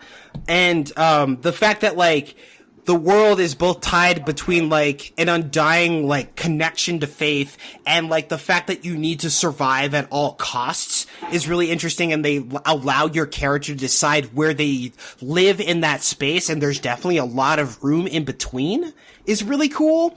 And I really like fucking around with, like, the quest design in this game, because a lot of it is very much, I met a person, they have a problem, and they need me to go deal with this. And then I could go to the person who is very much causing that problem, and they have their own concerns for what's happening and why they're doing what they're doing, and they offer you a quest on their own. So, like, it's not exactly linear, but it could be, like, looping in a way, where, like, you could decide that, like, hey, this person I met has a problem, and I met the person causing their problem, but they have their own shit to deal with, and I could just kill them to solve the first person's problem, and I guess technically end their problems, or I could really try to wrestle with this and realize they both have problems, and they just want me to get into the middle of it, and you could skip the quest.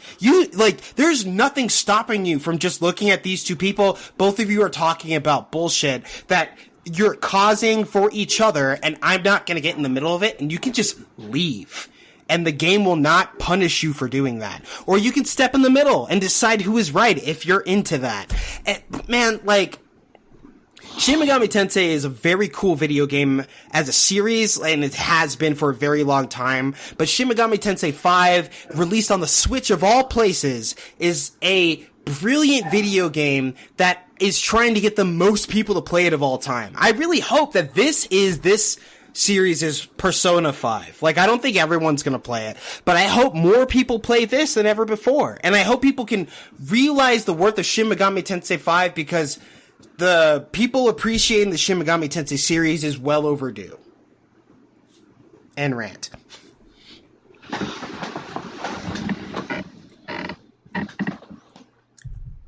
Just so you know, I'm keeping that movement in. I'm not deleting it. I'm just gonna leave that where it is. Oh my goodness. Alright, Rocky, damn. No, it's good. Brian, it is for dramatic tension. I'm cutting this out. This won't be in the show, but the other thing, it's definitely gonna be there. I mean, you say that, and yet... $10 will be in the show. No way. $10? I'll collect that, but, like, you know, not in $10, like, you'll just buy me something that's worth $10. I hope it's food, because I do love $10 food. $10 feels like the sweet spot for food. Fuck, now I have to keep it in the show! God damn it! I'll Zell you $10. I don't want the Zell $10. I want a sandwich that's worth $10. I want like a burrito or something that's worth $10. If I order you food, it's gonna be sugar. I'm just gonna do a candy delivery worth $10 or more. No, but not here. Like whenever I visit, I'm going back to Ohio. My love lives in Ohio, Tegan. I'm going to be back. I can't cut this now, so I guess I owe you $10. Fuck me. No, Great plan, Teagues. Like holy shit. Rocky, you can cut it, and I will still send you $10 to buy food in Ohio. I'm not cutting it. For $10 in Ohio. Yeah, apparently, right? Brian, did you ever find out? Are they money laundering? Like, what's going on? This is Game of the Year. It's a very exciting time of the year. Okay, fine. Come on, let's go. Right. Brian, you had thoughts about Shin Megami Tensei? I do not. I just don't. Really? Okay. One day. No, I said... One day. Brian, I will get on a plane. I won't get on. No, you know what? I will. Brian, this is important enough. I will get on a plane to play Shin Megami Tensei with you. If you want to take a couple of days, you know, from your job and like decide this is when I'm going to do it, I will be there for you. That is how important this is to me personally. Like I will make that time for you. Well, that's a lot. Mm-hmm. Well, welcome to Game of the Year, brought to you by That's a Lot. Yeah, my gloves are off. I'm sorry, guys. No worries. Would you like to talk about more video games? Okay, this is gonna be a thing. It's going to happen for a bit. I apologize in advance. I played a video game. It's made by not Columbus. Sorry, that's where Aaliyah lives. A Colombian video game studio. That was published by Modus Games called Chris Tales. And Chris Tales is a fucking brilliant video game. Like, I'm almost blinded by it. It is bright, it is colorful, it is savvy, it is curious, kind, and mature. It is decided that we know things about RPGs, we know what makes them interesting, and we're going to put them here as much as possible. There are a couple of things I do have notes against them, like I don't know why they use random battles. I think they used them because they felt like they had to. Mm-hmm. And I honestly feel like if Chris Tales used like overworld enemies that you could interact with on your own time as opposed to random battles, it would be a perfect video game. Like RPGs, at the center of them are always their characters, and every character, player character, party member, enemies, NPCs are always bright and colorful with a myriad of details for you to interact with. They are motivated by real and powerful things that make you understand and empathize with them. They challenge you to try to weigh the best options in every single situation. They want you to interact with their various systems, and every time a new person joins your party, they have a new story, a new toy, and a new thing to look at, which is everything that an RPG is supposed to be. I think they have accepted a very mature approach to the idea that your protagonist can manipulate time and still give them challenges that are real to deal with.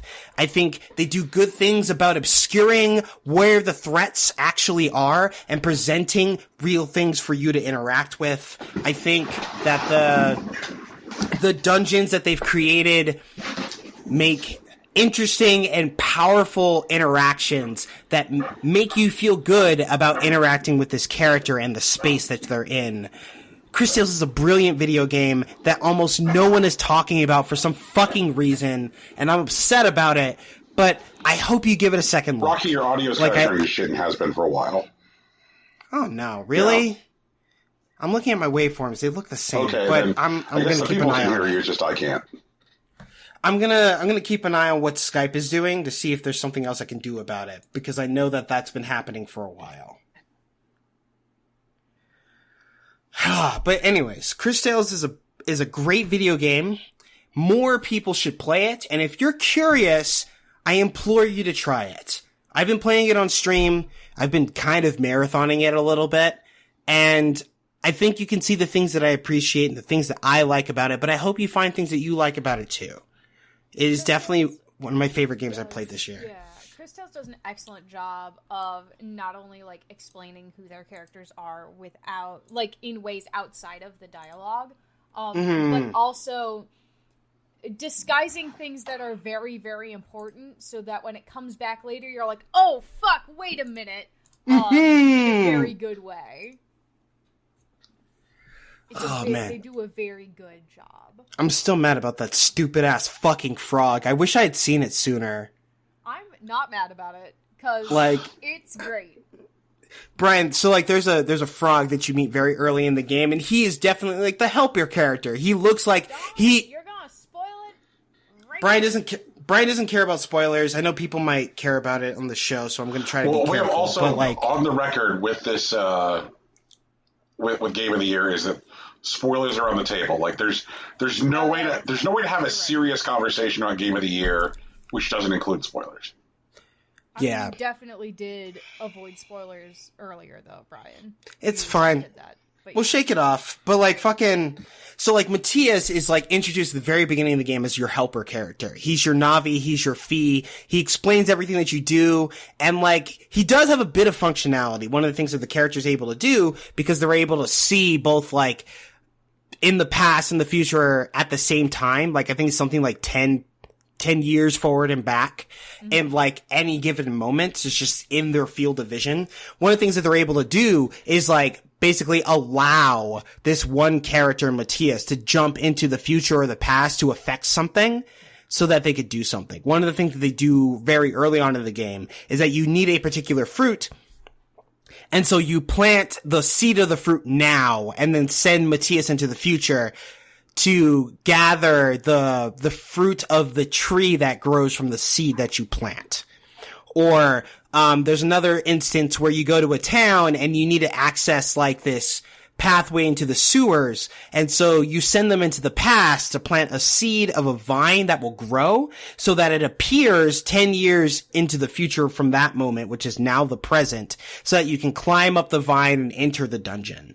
And Matthias is a character that is very visibly colored. The color in this game is actually really good, and it's very important because they do a lot with it. But Matthias is a very, vibrant, yellow-orange. He has, a dark navy, top hat as well as eyebrows, and very clearly, I'm not gonna call him eggshell, but it's a very poignant gray on the color of its eyes. And there are several characters that you meet over the course of the story that are referred to as witnesses, who are automatons who are designed for a particular purpose by a particular creator that they suddenly can't remember in your presence. And there's a segment later in the game where it's revealed that Matthias is actually the BBEG, or the big bad evil guy for the game. They are the true villain who's been traveling with you the whole time. But there is a very interesting key that's pointed to throughout the game, where that every single creature that you meet that is a witness has the exact same color scheme that Matthias has, but they're arranged differently. They have the same off-white, the same navy, the same orange, but orange is never their primary color. And navy is definitely more prominently featured. And there's one character that I think is mostly off-white with just little tinges of the same yellow. And they don't understand that. And there's moments where it appears that the witnesses do things without their own control. And it becomes apparent that Matthias not only created but control the witnesses throughout the game. And that's just something that happens in the background. And the game only surfaces it when they want you to know about it. But it's just a subtle clue that's just been around throughout this game that they're hiding from you. And it's a really cool thing. It's a very great reveal that has been meaningfully signposted that makes you want to reconsider everything that's happened. It's so good. And that is just one thing of the myriad things that Chris Tales does so well. And again, almost no one's talking about this game, and I'm convinced it's because the game has been undermarketed because they're a very small Colombian studio that no one's heard of. And so I'm taking my moment right here to talk about fucking Chris Tales Because the game that you guys deserve to know about, that everyone deserves to know about, even if they never play it.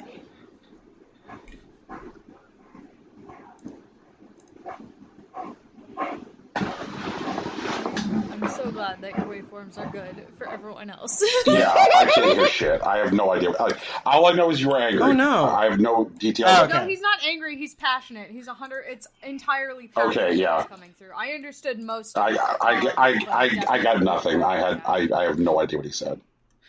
Well, I hope it shows up on the show because I'm definitely looking at them. They're the same. I'm going to take a screenshot so you guys believe me, but like... I believe you. I just want you to make sure that you're listening to this part. Yeah. When you're going through it. Mm-hmm. But yeah, Chris Tales. See, and now your waveforms are fucking... Now everything is fine. Oh, you peaked really bad. No, it's 100% Skype. That's what it is. Like, it's trying to correct stuff, and then, like, I'm just loud. That's who I am. That's fair. Okay.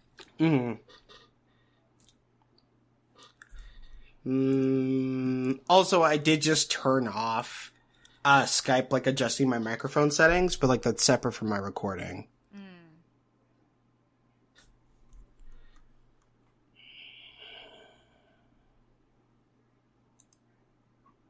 But yeah, I'm going to keep an eye on it, see if I can find out what's going on.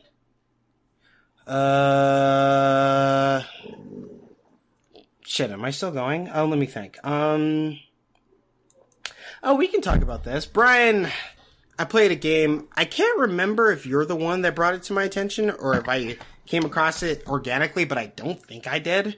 But I've been playing The Good Life, which is about a broke photographer in crushing debt who goes to some small town in London to live amongst the people and find out their story. And it turns out there's a lot of things that are going on, things that would be worthy stories, but like if they printed them like in a newspaper, no one would believe them. And specifically, I can't remember her name right now. Brian will correct me, but the protagonist is a woman who's in this town, and one of the first things she finds out is that most of the town's populace can transform into either a dog or a cat.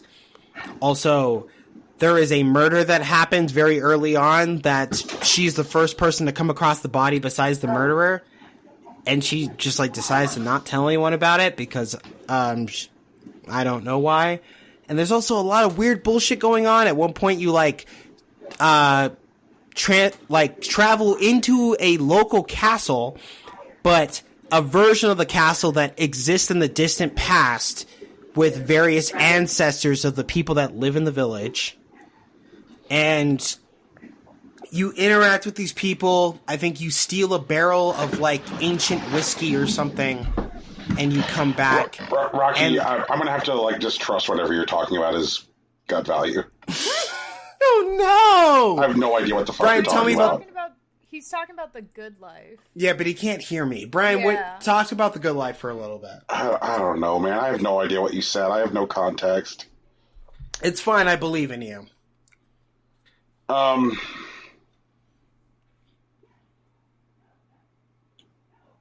Good Life is a weird video game. I don't know. Like, I'm really struggling with not having your audio, Rocky. Brian, pretend I didn't say anything. What would you say about The Good Life? The thing that I find most interesting about The Good Life as a video game is that, like, The Good Life seems to want to, like, very intentionally function as a criticism of games that offer, air quote, like, satisfying gameplay loops. Like, the Good Life is here to, like, both provide a satisfying gameplay loop and also make fun of satisfying gameplay loops. Mm-hmm. How can it do both? I think it can do... Okay. No, Brian, go to you. Yeah. Like, how does that work? I think by asking the player, like, what actually is satisfying. Like, what is... like what is worth doing in a game? Like there's a lot of like the way that you're managing your debt day to day and getting by in the game that feels a lot like Animal Crossing. Oh. Yeah. Okay. And, but like the way that the game is presenting it here is like a character who is miserable, who is trying to get out of debt and is trying to like escape obligations and is an alcoholic. And so it's like, lol, what if that was Animal Crossing? And so, which kind of like backs up to that whole like sense of like obligation that gameplay loops can make a player feel. Which is like an idea that I was trying to talk about earlier when I was, kind of like setting up Animal Crossing beside Cozy Grove. That like, just because a gameplay loop can feel satisfying doesn't mean that what it's doing doesn't also create a sense of like personal obligation. And so like The Good Life seems to be poking at the idea that like we feel obligated to the video games that we play. Which is like interesting. Like, previously, like Swery has, kind of like used gameplay to poke fun at gameplay mechanics before. In Dark Dreams Don't Die, like the best way to play Dark Dreams Don't Die is with a Kinect, which is like very weird. Like, yes, you can play it with a controller, but like part of what he's doing is like taking the piss out of motion controls, right? And you can't take the piss out of motion controls unless you're actually using the motion controls.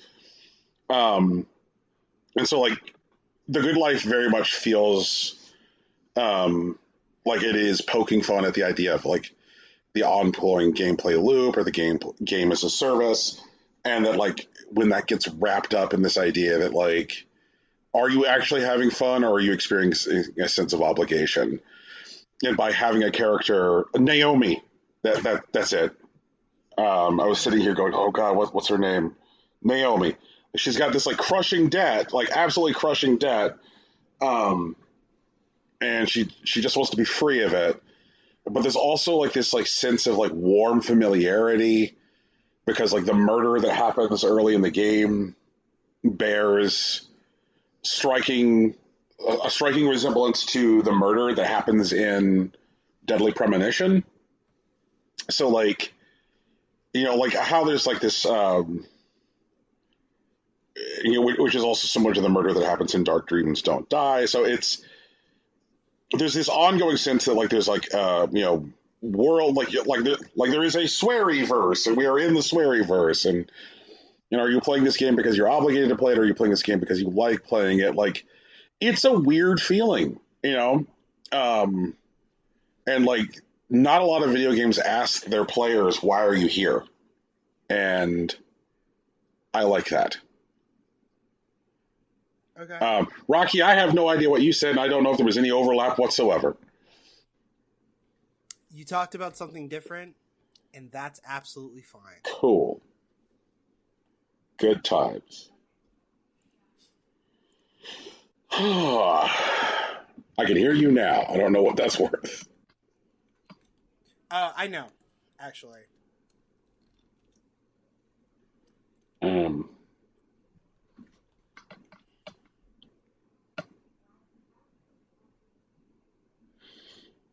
Would you like to talk about another video game? No, thank you. Okay. I was gonna say, I think Rocky did 2 in a row, technically. Chris Tales in The Good Life, so it is your turn. Okay.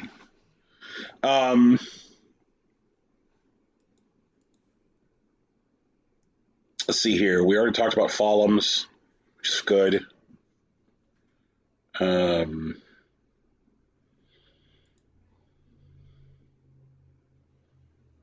Why don't we talk about Tender Creature Comforts? Okay. Tender Creature Comforts is the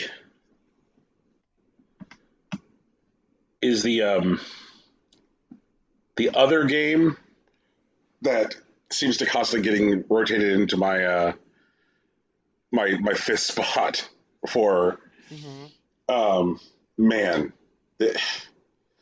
You know what? Fuck it. Like I'm all right. Can I tell you a story? Yes. Brian?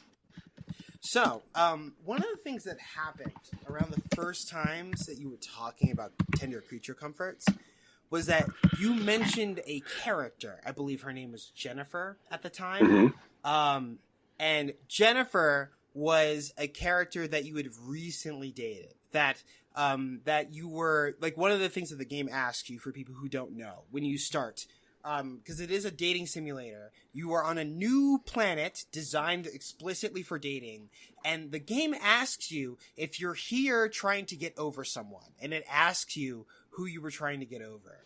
And the thing is that I put in a name that I know was not Jennifer. But when Brian was telling me about a character, or rather an encounter that he had with a character named Jennifer, about how they used to date and they were going to have their conversation like, this is how we get closure. I knew what that conversation was about, but I knew it wasn't Jennifer, and I knew that that was the name that Brian put in that moment. And I think one of the things that Tender Creature Comforts does very well is that it definitely pierces to the heart of romantic relationships and how people interact in those spaces.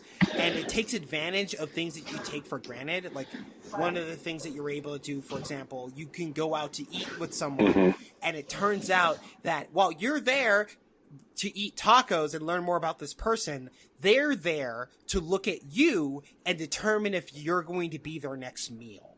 And then you end up on a run for your life trying to survive that date encounter. And it definitely plays with, like, the difference in expectations in online dating and the way that people expect certain things out of certain interactions that is very, very cool and poignant and careful. And Tender Creature Comforts is a brilliant game on that alone. And beyond that, they have an imaginative sense of what dating will look like, or what dating can look like, and what kind of, like, creatures you could be into, and what you could, and who you could possibly connect with, which is a very, very cool thing. And I hope there are more games like it, because there are a lot of games, at least in the dating simulations category, that very much just makes the kinds of characters that you could meet anywhere, or maybe even the characters that you can't meet anywhere because they're not real people, but they play into a fantasy that everyone has. And, like, Tender Creature Comforts tries to dance within a line of, like, people that you may not have met, but also creatures or people that take advantage of, like, perspectives or blind spots that people hold when they enter the dating space. And I think that's really cool. It's one of the best uses of video game ergonomics I've ever seen. Okay. I played this game on my phone. Rocky, did you play it on a phone? Okay. I did play on the phone. I think that there's a way, because of the way people use, like, messaging apps and social media, there's something about playing this game on a phone which adds to the level of immersion experienced by it. I really liked how, like, the tapping, like, randomly, like, just pushed out the message, because that might as well be what you're doing. Right. Yes. Like, and, like, this game, I needs kudos for its, like, really good sound design for the sound of the tapping clicking. And there's these little things it does, like this is a video game that I strongly recommend players leave the push notifications on, right? Oh yeah. Actually, because there's something about, like, Jackie has sent you a message, and then your heart skips a beat, and you're like, oh, I'm totally immersed in this video game, you know. Or there, like, I remember there was, like, one character who would always set a date with me, and then always the date of the date, she would contact me in the morning every time, be like, hey, my mom wants to watch Downton Abbey, I need to reschedule. I don't remember her name, but I know who you're talking about. Right. And every time, like, you're given dialogue options, which are like basically like call her out on it or just reschedule the date. And that, I think, really captures like the treadmill of loneliness, Yeah. like, so effectively. Like, you realize what you're doing is just like eating shit forever here. And you're just like, does your character, do you believe that this will actually ever result in something different, or are you doing it because that's what you do? You know, it's one of the, like, it's one of those things. Mm-hmm. And because of the way like Tinder like processes like it's in game, like the Downton Abbey character only matters when you have like one date left on your punch card, because you can only have 10 total dates, and your your concierge for the date planet tells you that you cannot have two dates scheduled because you only have one date left on your card. So you Right. can no longer reschedule with Downton Abbey lady at that point if you want to Because go. you've wasted a bunch of dates with her. Yeah. Right. So you can't afford to have a prospective date with her on the books, because it doesn't count toward your date totals because you never actually go out with her. But the game keeps track of how many dates you have scheduled. And it's like, okay, you only have one available date left, so you can't have two dates scheduled. So you need to stop scheduling with her at that point. And so at that point, the game presents you with three choices, which are reschedule date, call her out on it, or basically just like sadly sink into the darkness. And I'm like, I'm going to go with sadly sink into the darkness. Oh no. Yeah, and like, Call her out, Brian. Jesus. you know, it just kind of like, the game just fucking does not care. It will tear your heart out. That's true. It will. It really does. Like, I am not. I don't think I'd be. You know what? I'm tempted to play this game just so I continue to not feel anything. No, Tegan, actually, I think you'd get something out of Tender Creature Comforts. You I think think you would. so? Yeah. I'm gonna press F to doubt, but I'm also gonna download it. I respect it. I'll pay for it. I don't care. I owe you $10 anyways, apparently. No, it's fine. Like, I like the memories of the individual dates, because the individual dates are so well written, are like deeply vivid. Mm-hmm. Like, I remember there was a date I went on with Jan where we went shopping together, Okay.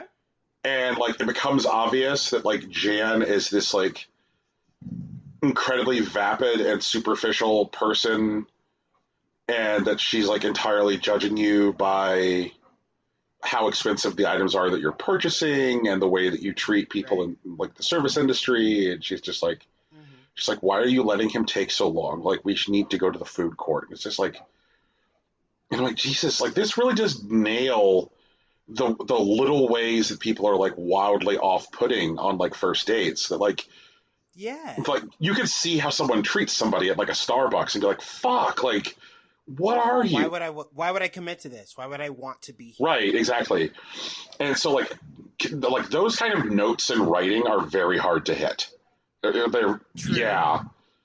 And like they did so much for, like, there is a massive amount of like I played through this game like fully 4 times because I wanted to keep on seeing various like story chains and, you know, like meet more of the characters, because the characters are that well written.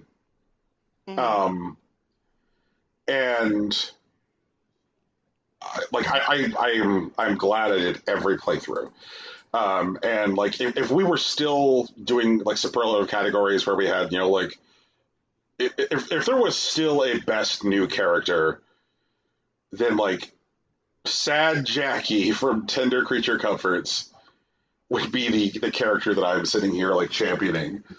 Like, I could see you fighting for it. yeah, like that whole storyline where she's like, she's got like the band she's so invested in, but her like boyfriend doesn't care about the band, and you find out she's been on Tinder because she's fucking lonely, and she's like, our conversations can't be horny because I don't want this to be romantic because I am in a relationship, but like I'm so emotionally unfulfilled by it. And then like eventually after she breaks up with the boyfriend and you go on the date with Jackie, like the writing on the date is so good because you can't tell whether your character is invested in wanting it to work with Jackie because he's already just spent so much time talking to her, or whether your character actually loves her. It's just like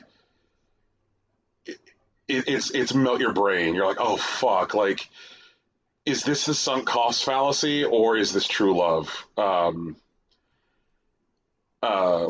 like the way it ends that particular date, like it ends it with just the sentence like everything will be fine, and like with context you can't tell it whether it like means it like sincerely or sadly. Like, yeah, oh, so good.